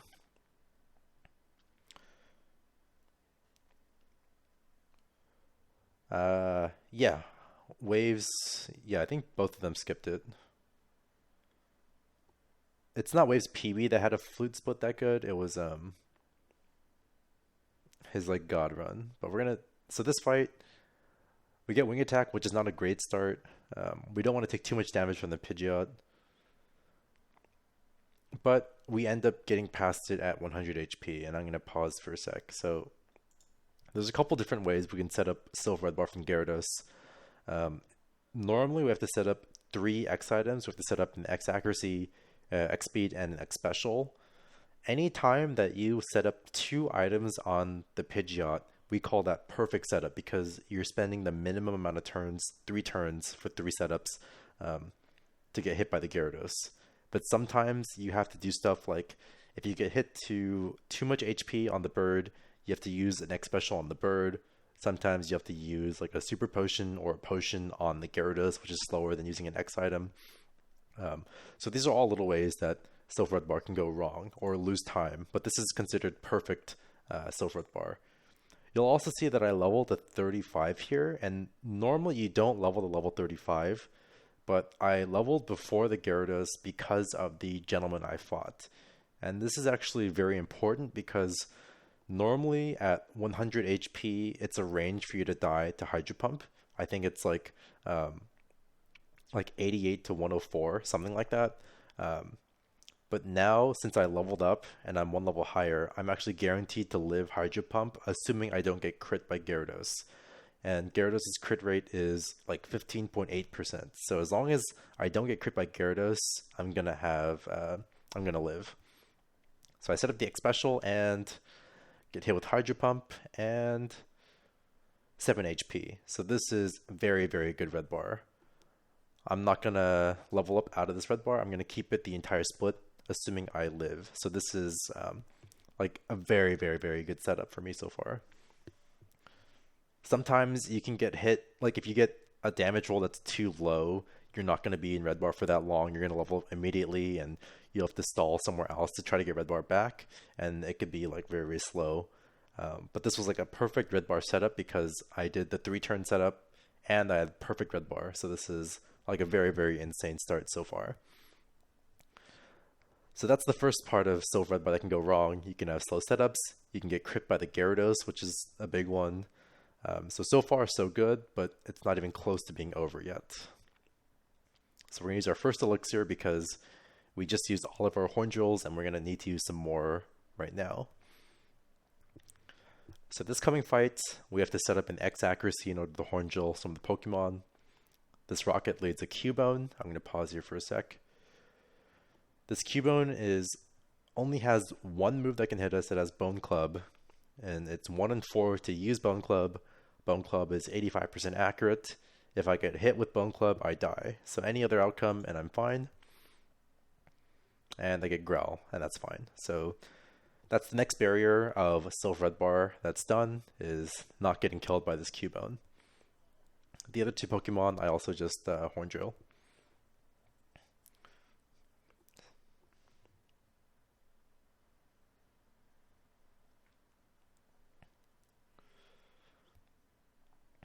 So that's the next major barrier. So now, the next fight coming up is Giovanni. And again, we have to set up an X accuracy on the Nidorino. The Nidorino is... I'll pause again here. So Giovanni is 1 in 4 to use a guard spec, which is just a guaranteed win. It's 1 in 4 to use Horn Attack, and Horn Attack does between like 13 and 16 damage, so I only live like the min roll of Horn Attack.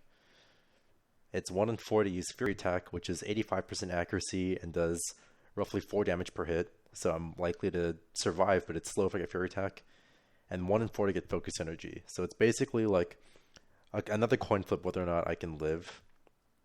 And I get Guard Spec, so we're good. So that's the next part of Silver Red bar done, is not dying to Nidorino.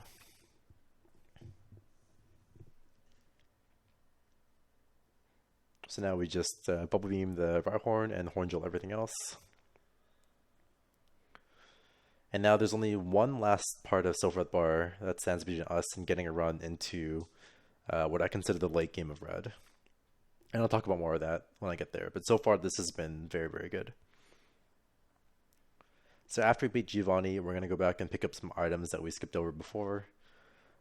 When you beat Giovanni, he and all of the rocket trainers disappear from Sylph. And on the 10th floor, there is a portion of the room where there is normally a rocket that guards 3 items, but after you beat Giovanni, he disappears, and we're going to go pick up 2 out of those items. So we're normally supposed to elevate to floor 10, but I accidentally go to floor 9 instead. This does lose a little bit of time, but it's not that big of a time loss because by taking the stairs, you don't lose that many steps. It's just a little bit slower, but not a huge deal. It used to be done, So we pick up TM26, which is Earthquake, pick up our candy, and then we dig out of Sylph back to Celadon, where we set our dig point. After we pick Pokeflute, we take the center here to set our fly point here again. So now we're going to do another menu. We're going to use a Repel because we're going to be walking through some grass later. We're going to swap up our candies because we're going to use those pretty soon and we want those toward the top of our bag, and then use the Pokeflute to wake up Snorlax. What is the meaning of early Earthquake? It's basically similar to the current yellow route, where you go to the 10th floor at the start of Sylph, you fight the trainer there that has a Machoke, and you pick up Earthquake before fighting Giovanni. So now, with the repel, I'm going to go enter this grass and pick up a hidden rare candy that we're going to use later. And then one of the big routing changes between this route and the route that Pokeguy's old record had is not getting the hidden PP up that's on this route. So we're going to skip it, and we're going to play around the fights that we use it in different ways. And I'll talk about those fights when we get there, but it's not too big of a difference, but skipping the PP up does save some time on average.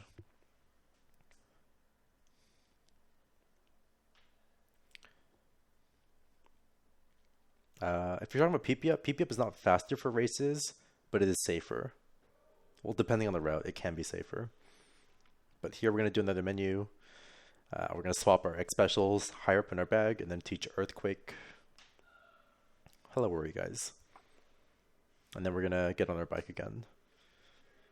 In red, it's actually a little bit faster to cut these bushes and get to Safari Zone this way instead of biking all the way around like we do in yellow. I think the difference is because of the differences in menu lag. It is pretty close, but in red, it's definitely faster to cut. And then we're going to enter Safari Zone. Safari Zone is pretty simple. We're just going to repel and bike through. We're not going to really pick up any extra items along the way. So remember, the repel we used earlier is still active, and then we super repel here. I didn't talk about this too much, but we end up using repels. In Gen 1, you can repel before your previous one wears out. And by doing that, it allows us to skip multiple, like, your repel has worn out text boxes. So we try to minimize those as much as possible by, if we have consecutive repel uses, we want to use them before the previous one wears out, like we did there.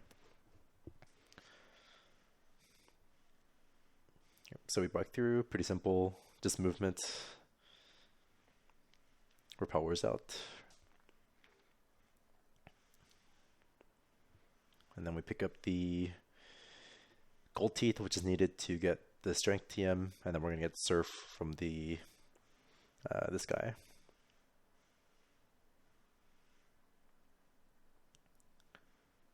And then we're gonna dig out of Safari Zone because it's faster than like wasting our steps, and we don't have any like escape ropes or anything like that.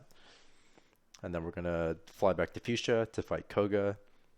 It's actually a little bit faster. You'll see me do it here. I'm gonna bike to Koga's gym. If you execute well, it's faster by a little bit to bike.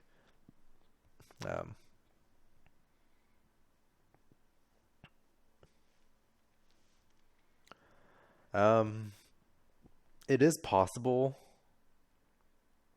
It is possible to do like a manip at the start of Safari and manip no encounters Chiefan, but it's just slower. Like repel usage takes like 1 second, whereas save and quit takes like 20. So it's definitely not worth it.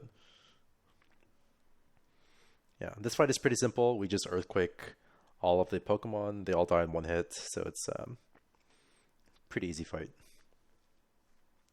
Again, every Earthquake we use has a 0.4% chance of missing, even though it's 100% accurate.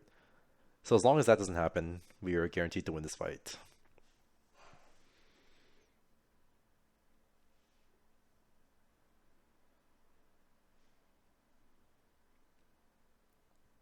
Now we're going to fight the last barrier of red late game, the Gatekeeper, really.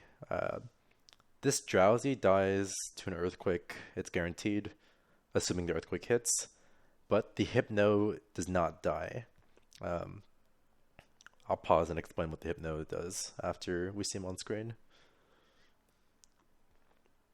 So this Hypno here has 4 moves, has Poison Gas and Disable, which are both good for us. Those don't do any damage. It has Headbutt, which does 12 to 15 without a crit, so that's fine here. And it has Confusion, which kills us. So basically we are almost 3/4 favored to win this. Not even counting like if Earthquake crits, we just win outright, and that's the fastest outcome. So I'm really just hoping that we don't get Confusion. Headbutt can crit and kill us, but that's like pretty rare. But this Hypno kills like so many runs. And We don't get the crit, but we get disable. Um, and at this point, I start getting like pretty pumped up because I actually get to get into the late game past Koga. For me, I consider anything past Koga like the red late game. Um, it becomes a lot more execution heavy. It's like a pretty fun part of the run. Yes, I would have. Definitely not Bubble Beam range. Yep. So now we get the Koga. We're going to Earthquake the first three of its Pokemon. And then we're going to set up a Elixir on the Weezing. And that's because we want to die to the Weezing.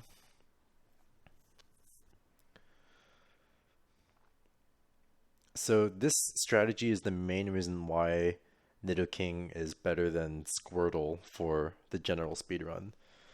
Um, First of all, we set up an Elixir. Koga is like 25% to use an X attack. So I use an X special there because I have extras, and it's the fastest way to waste a turn, and then we get self-destruct turn 2, which is a little bit sad that we got the X attack, but this was a very, very good split. You can see here, like this is a 13-17 Koga split, which is like extremely good. Like I don't know if anyone's gotten a better Koga split, like in an actual run that's finished. Um, like this is like really fantastic Koga. Like normally the average is probably like 1330 or 1335. And like if you don't do so far at all, you can get like a 1355 or something like that, like a 14-minute flat. So I saved close to like 45 seconds over someone who's not doing this strategy. And like even for people doing the strategy, I saved like 13 to 15 seconds like on average to like the average strategy. So this was like a very, very good split. Like you can see like on my PB, which had like pretty good Sylph bar, um, I saved 14 seconds, which is like a huge amount of time in the late game. Yeah, so right now our Nidoking is dead from the self-destruct, but we're going to use rare candies to revive it. So now we are, because we just revived and we're at like 9 or 10 HP, we're in very, very low red bar, and we're going to stay this way until Agatha. And basically be in red bar for the entire like next like 20 minutes. It's not world record Koga like split time, but it might be like segment world record in a run at least. In practice, I'm sure people have got like WSOP's gotten better for sure. But we're gonna go pick up strength from the Warden, and then we're gonna do our next menu. We're gonna swap our final X item to the top of our bag. So we're gonna swap up X speeds after using Super Repel, and then we're gonna teach Surf to Squirtle.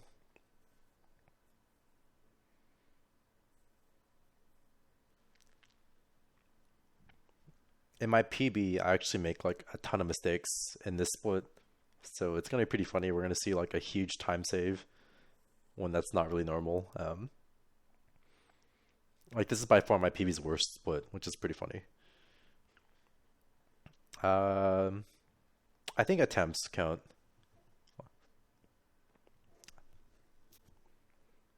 Attempts should definitely count. Otherwise, we wouldn't count stuff like waves, like insane like run. Yeah. So because we use the three rare candies, there's actually like no encounters in Mansion. This is something that's different than Yellow. In Yellow, there's higher level encounters. Like there's level 46 Eradicates in Yellow, but there's not that in Red. So we can't get any encounters thanks to our level. PB did miss a Blizzard, yes, that's correct. That's only like the start of the time loss. That's like the very, very like smallest time loss in the split for PB. Um, so here we're going to pick up the last move that we're going to teach. We're going to pick up Blizzard, which we're going to use for grass types and dragon types that we face. We're also going to teach Strength to Squirtle because we're already at the bottom of our bag and our cursor is close to Strength. And we teach Blizzard to Nidoking. One thing I haven't really talked about, I'll pause here after we finish this menu, um, is that in Gen 1, our bag space is limited. You can only carry 20 items at a time, and if you try to pick up an item when you have 20, it says something like, oh, make room in your bag is full. Um, The reason why we want to have 20 items, and this is very carefully routed, is that whenever you beat a gym leader, they try to give you a TM, and they usually talk for 3 to 5 plus text boxes explaining what their TM does. But if your bag is full when you beat the gym leader, they try to give you the TM, but they say something like, "Oh, make space in your bag for this TM," and then they don't give it to you. So we want to try to avoid as many gym leader TMs as possible. But that means like every time we use an item in between two gym leaders, we need to find a way to get ourselves back 20 items. So at the start of the Koga split, we had 20 items. We used our rare candies, which brought us back to 19. We used just now, so we had 19 items, which lets us pick a Blizzard back to 20. We used Blizzard back to 19, and then we just used our last repel, so that gives us 18 items. So we have 18 items at this point, and we need to pick up 2 items before going into the Erica battle. And this is all carefully routed in advance, and we have to route out our bag management. It's a very important part of the speedrun. So the first item that we pick up is this rare candy, and this is the probably the biggest change between this route and the route that Pokega used for his world record, is that we pick up and use an extra rare candy to make some of the Elite Four fights better. Yep, and then we pick up the secret key. So rare candy and secret key are the 2 items to bring us back up to 20 items, so that when we fight Erica, we have a full bag and we don't get the TM. And I'll point it out when that happens.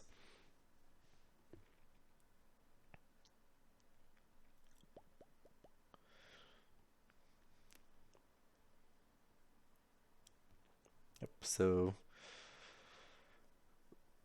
in this game, I haven't talked much about Blizzard, but Blizzard is like really, really broken in Gen 1. It's 90% accurate, which is like really, really insane for how powerful it is. Um, I don't know what his split was, but I know he had his segment, or I don't know what his segment was, but his split was a 1:16:12, I think. So this execute can only use hypnosis and reflect. We miss Blizzard, which sucks, but Hypnosis fails, so we're okay. But if Hypnosis hit, we would have to use Pokeflute, which is a little bit slow, but thankfully we didn't get hit with Hypnosis, so it's not that big of a time loss. But that did cost me like 4 seconds. Yeah, Wave and my PB were like very close on several splits. Yeah, Erica, 2 of her Pokemon died to Earthquake, but the Tangela is not. We have to Blizzard the Tangela. Tangela will only use Constrict or Bind, and it's like if you miss, it's slow, but it's very hard to actually die to Tangela, though it can happen. I've actually died to this Tangela like more than once, but thankfully we land the Blizzard, so don't have to worry about that. Yeah, so here if you look at my splits, I'm gonna save like 18 seconds on my PB, which is like really something you don't see on like an execution heavy split like Erica. Yeah. So I went from plus 2.6 to minus 15.7, which is pretty hilarious. Um, so that wasn't a good split because of the Blizzard miss and some other like small execution errors, but overall it's fine.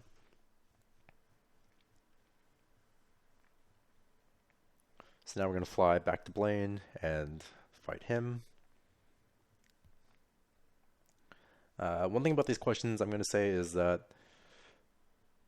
even though you don't see my cursor move down when I answer a question no, you can press B to answer no on those text boxes. So even though my cursor is not moving to no, sometimes I'm going to be answering no by pressing B. And you can see in my input display when that happens. So like these next 3 questions, I'm going to be answering B, but you're not going to see the cursor move.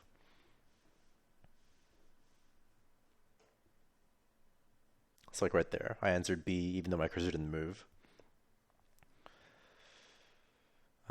This split was not that great. There's not that much like to talk about. It's only like clearing text boxes. This is actually something I worked really hard on to improve, and I'm kind of upset.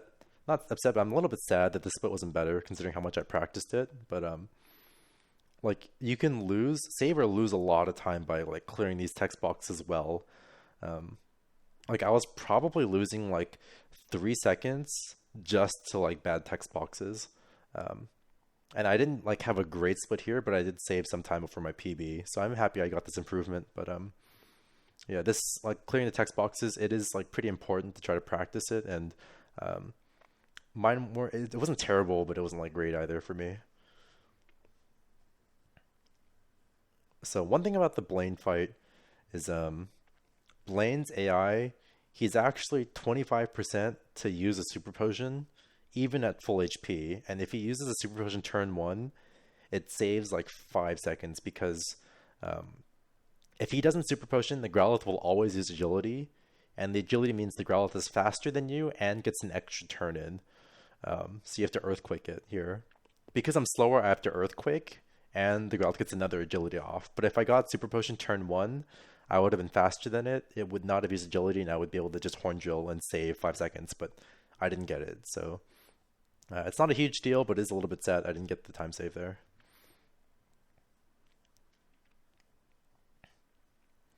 But the rest of Blaine is pretty easy. We just Horn Drill everything.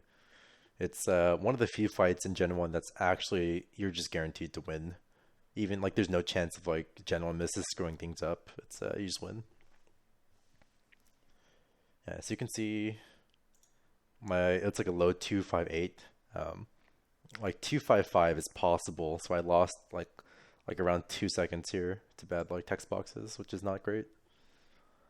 But you can see I did save like over a second on PB because my PB was like I was very like I was not practicing very much when I got my last PB, so I am happy I saved time, but still could have been much better. Sabrina is also another fight where it's just if you don't Gen 1 miss, you are guaranteed to win. The routing around Sabrina is actually very interesting because um, the main reason why we push Sabrina so late is because of her Alakazam. Like we need to outspeed her Alakazam, and we outspeed it by exactly one stat point. So we were one speed faster than the Alakazam, and even like stat experience matters. So like in Gen 1, the EVs in Gen 1, we call them stat, it's like stat experience. So even if you're the same exact level, if you fought a different trainer on accident, even if you're the same level with the same Arcana uses, you might not outspeed the Alakazam if you fought something different. Like it's very tight when it comes to this routing. Um, like everything is taken into account uh, for routing this Alakazam speed.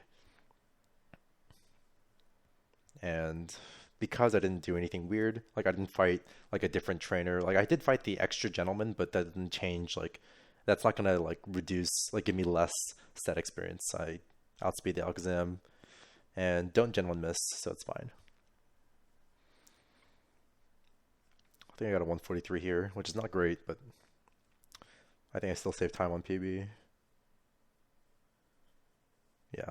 So again, not like a good split, but it's like good enough for me.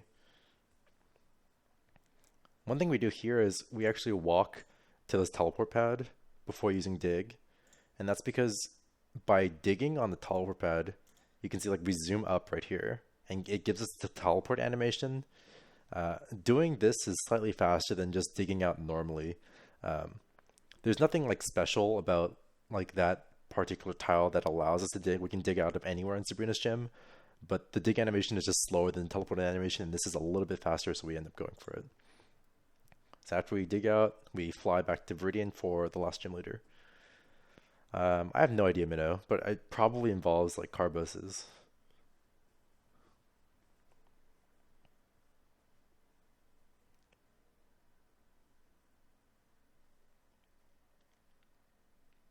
Oh god, XP on Mr. Mime sounds really scary.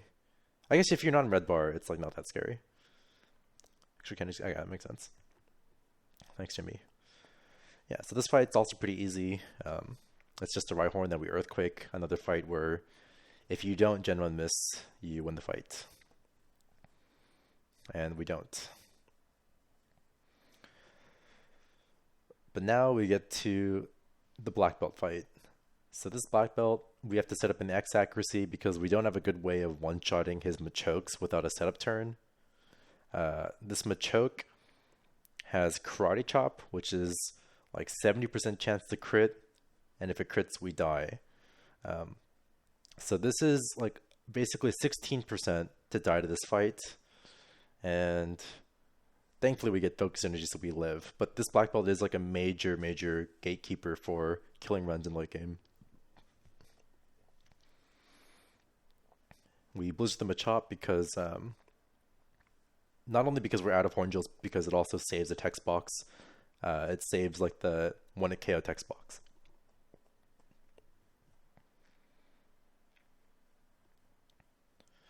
So now we're going to walk out of the gym and walk back in, and this is to reset the black belt that we just fight. We can take the spinning tiles to get around them, but the spinning tiles in Gen 1 are like really slow. Like you go at like a quarter of the speed that you normally walk, so it's just faster for us to exit and re-enter the gym. Thanks, Rachel. Yeah, so we're gonna use an elixir to restore our Earthquake, our Blizzard, and our Hornjewel PP and fight Giovanni. Giovanni is also another fight where, unless you general miss, you're guaranteed to win. However, the last Pokemon Giovanni has, his Rhydon, is arranged to die, and you can see by my splits, like I'm very close to my target splits, which are world record.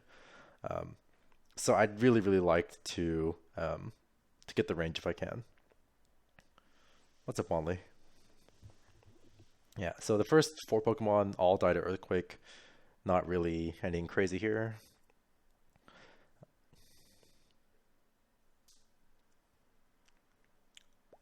Get some water.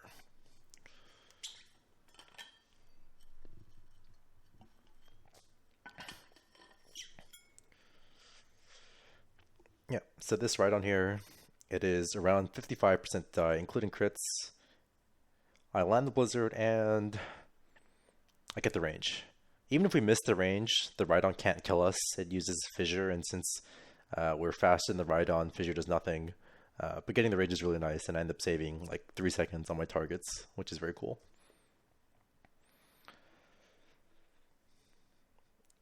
So now we're going to enter the Viridian rival fight, and this is another fight that differs between this route and Pokeguy's old world record route. In the past, the main like barrier for this fight is killing the Venusaur. In the past, Pokeguy's route used to pick up a PP up on the cycling road, so that way you have 6 horn drills entering this fight. You use 1 horn drill on the Venusaur, and then you still have 5 horn drills for Lorelei. However, the current route just horn drills a lot of Pokemon in this fight, which is faster than using other moves, and then we pick up an extra PP item between now and Lorelei. So we're going to set up an X accuracy and X speed, and we're really hoping to get the Pidgeot range. This Pidgeot is like 65% chance to die to a Blizzard. And waiting. We get the range. Very nice. So that's another couple seconds that we're saving by getting that range. We Blizzard the Rhyhorn, and then we're going to Horn Drill the rest of the Pokemon because we're going to be using a Max Ether later on. So Horn Drilling these are very fast. Normally, you would Earthquake some of these Pokemon, like you'd Earthquake the Alakazam and sometimes the Growlithe. And because Earthquake is it's a flash animation and not a shake animation, it's going to be like a second slower per move use.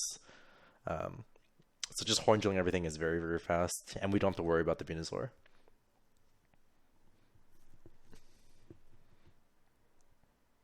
Yeah, I think they added that recently, Wanley. Like you can see old chat history.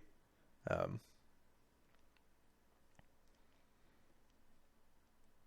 like even before you get into a stream. Yeah, that's another thing. Like because we only change from Blizzard to Horn Drill and we don't like swap between use Earthquake, then Thunderbolt, then Earthquake, then Drill. It's like you just stay on Horn Drill and save inputs that way. So coming up here, we're going to be picking up Max Ether, which is something that Pokeguy Surratt did not pick up. I was actually very tempted to do something called a turn frame to pick up this Ether and save time. The idea is if you basically press a direction for 2 frames, you will turn without actually like moving. So the idea is if I'm here and I do a turn frame right, I can pick up this item without moving and save close to like 30 frames. But if I mess it up and press right for too long or too short, the worst case scenario is I walk onto the island and then I have to turn frame again to pick it up, and then I have to surf, and that loses probably like 10 plus seconds. Um, so I really wanted to go for the strat because this was something I practiced a lot and I was actually pretty consistent with. But this was something where PokeGuy was in the chat with me in Discord, and he was like, "Don't do the strat. You're gonna regret it." Um, I said, I just like, fine, okay, you win. So I end up taking two tiles. So I walk left and then I walk right. So I'm facing right and I can pick this up without risk. Um, so it costs like 30 frames to do that because of the two tiles, but it's definitely safer than turn framing. Um, but yeah. So now we're going to enter Victory Road. Not too much to talk about Victory Road. Um, Again, we're higher leveled than all of the encounters, so there's no encounter chances, and the bowlers are pretty simple once you do it a couple times. The repel steps do get a little bit tight, but as long as you have like good movement, it's not really a problem.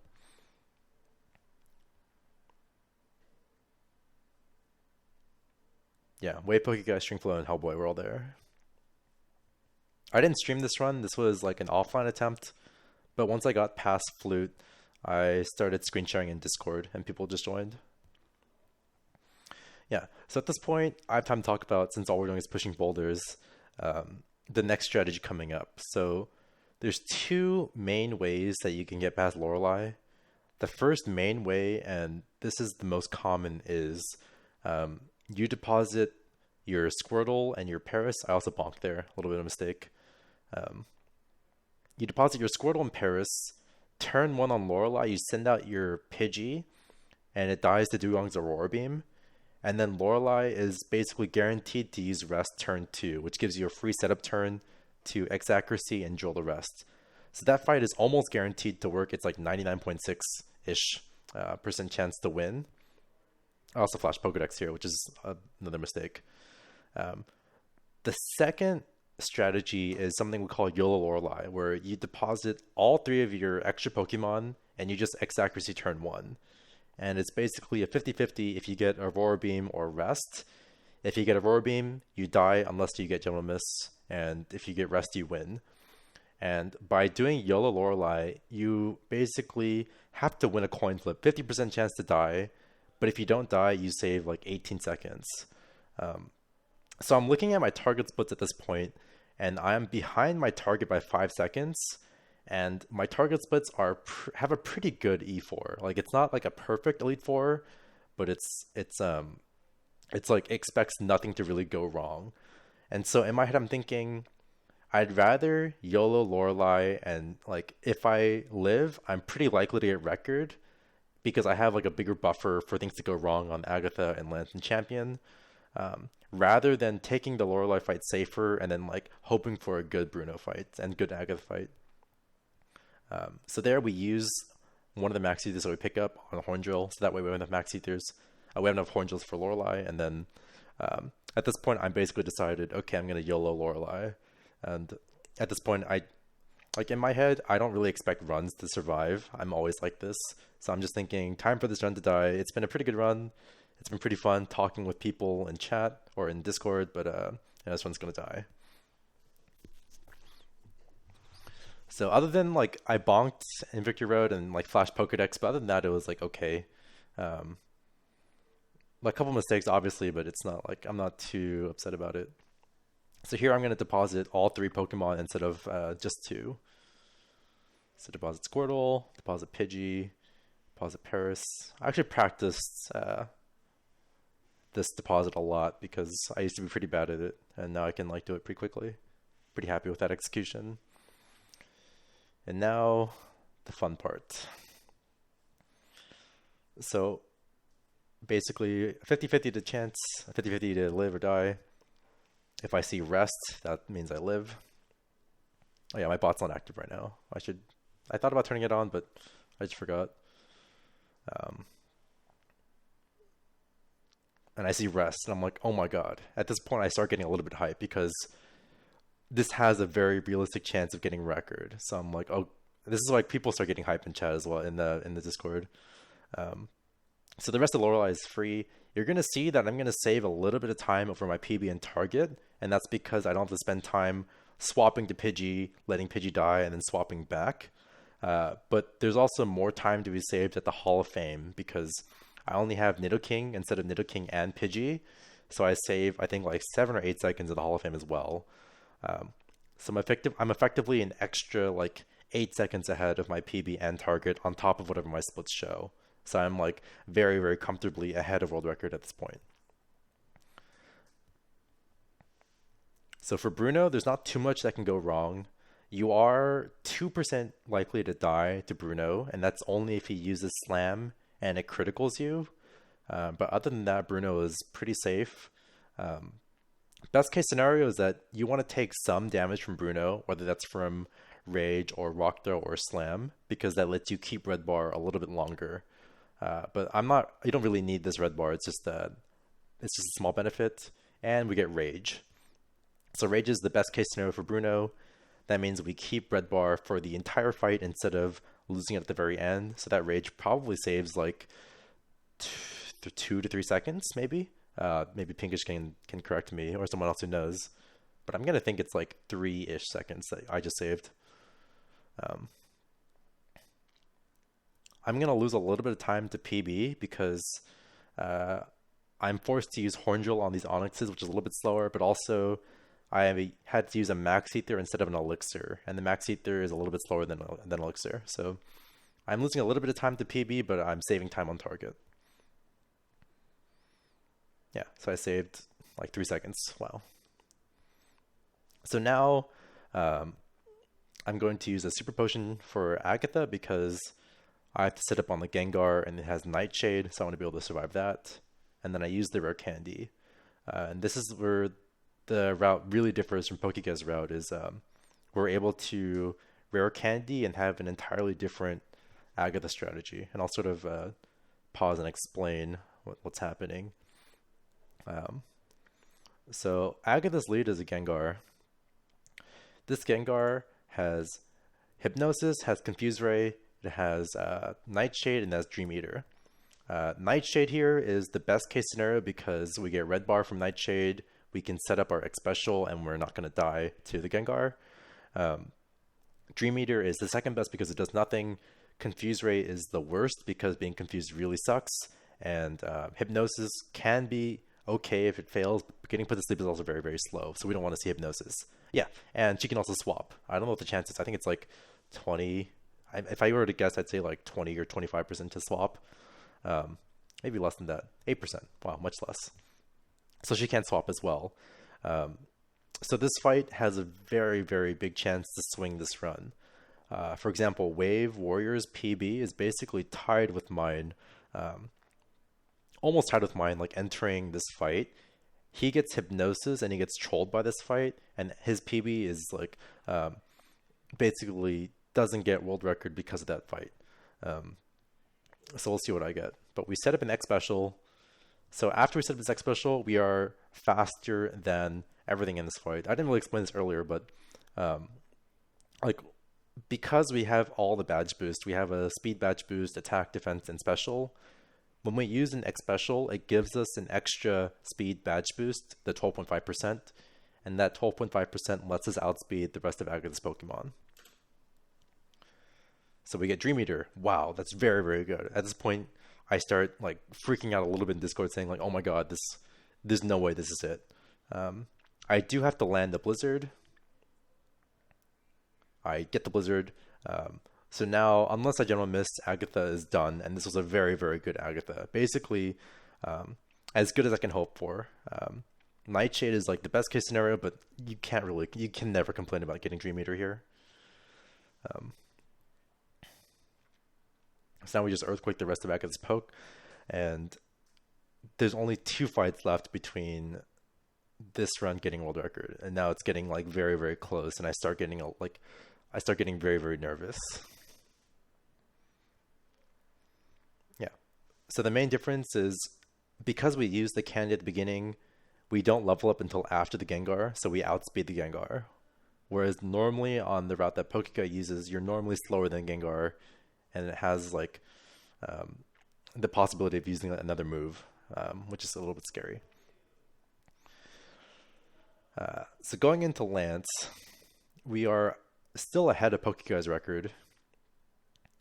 We're gonna Super Potion, we're gonna Elixir to recover our Blizzard and Hornjo PP, and we're gonna Super Potion.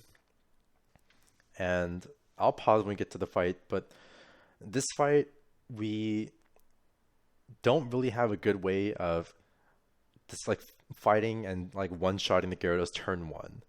If we just Thunderbolt turn one, it's not guaranteed to die. We need like a critical, or we need like to paralyze it for it to die. So what we do is we heal to a certain HP, and then we set up an X special. And by doing these two things, we are setting ourselves up to get hit with the Hydro Pump back into red bar for the rest of the run. And the X special gives us enough damage to one-shot the Gyarados. So I set up an X special, and Hydro Pump misses. That's really, really bad because I need the red bar in order for this to be world record. So I use an Earthquake because Earthquake doesn't hit the Gyarados, and it's the fastest stall option I have.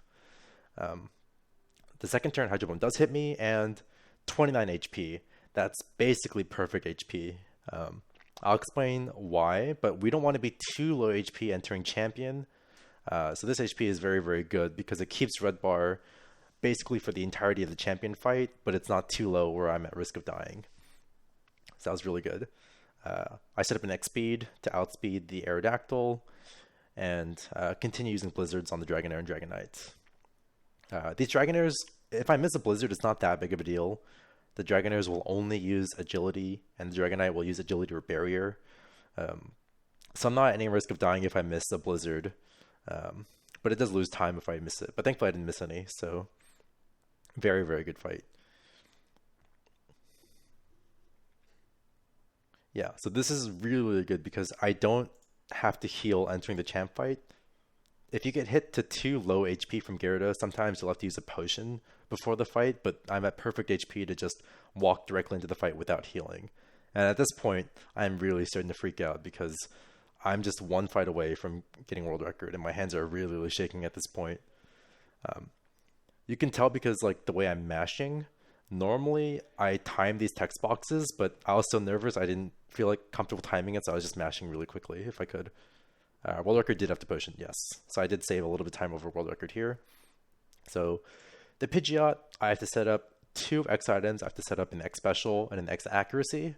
The Pidgeot has 4 moves. It has Mirror Move and Whirlwind, which both do nothing. It has Wing Attack, which does, I believe, between like 18 and 22. So I live a Wing Attack, but I die to a crit. And I don't live 2 Wing Attacks. And it has Sky Attack.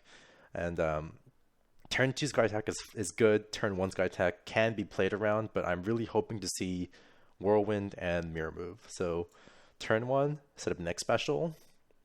Also, animations are automatically turned on for this fight. Whirlwind. So at this point, I'm only 1 turn away from getting world record. So if I see Whirlwind, Mirror Moves, Sky Attack, that's world record. If I see a Wing Attack and it doesn't crit me, that's world record. Alright, X accuracy, Whirlwind, that's world record. So at this point, I'm freaking out right now.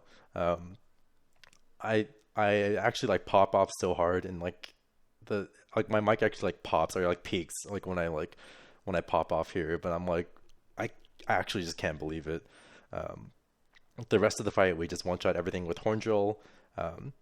Because we don't have the PP up that Pokeguy uses, we have to use another move on one of the Pokemon. So we Thunderbolt the Gyarados because that's the fastest animation in Red Bar. And then we go back to Hornjoling the rest. So yeah, that's Pokemon Red. That's the summary of this run.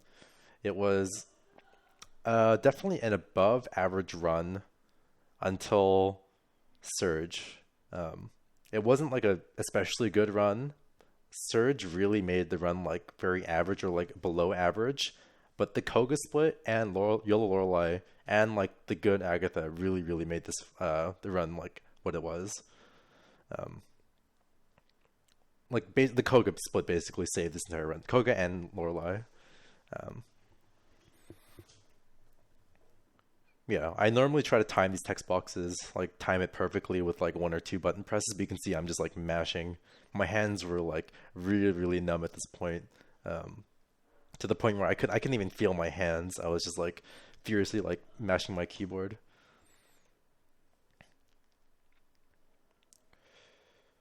Victory Road, not so much. I did lose a little bit of time Victory Road because of the Pokédex flash, but it was mainly Surge that cost me skipping YOLO Lorelei.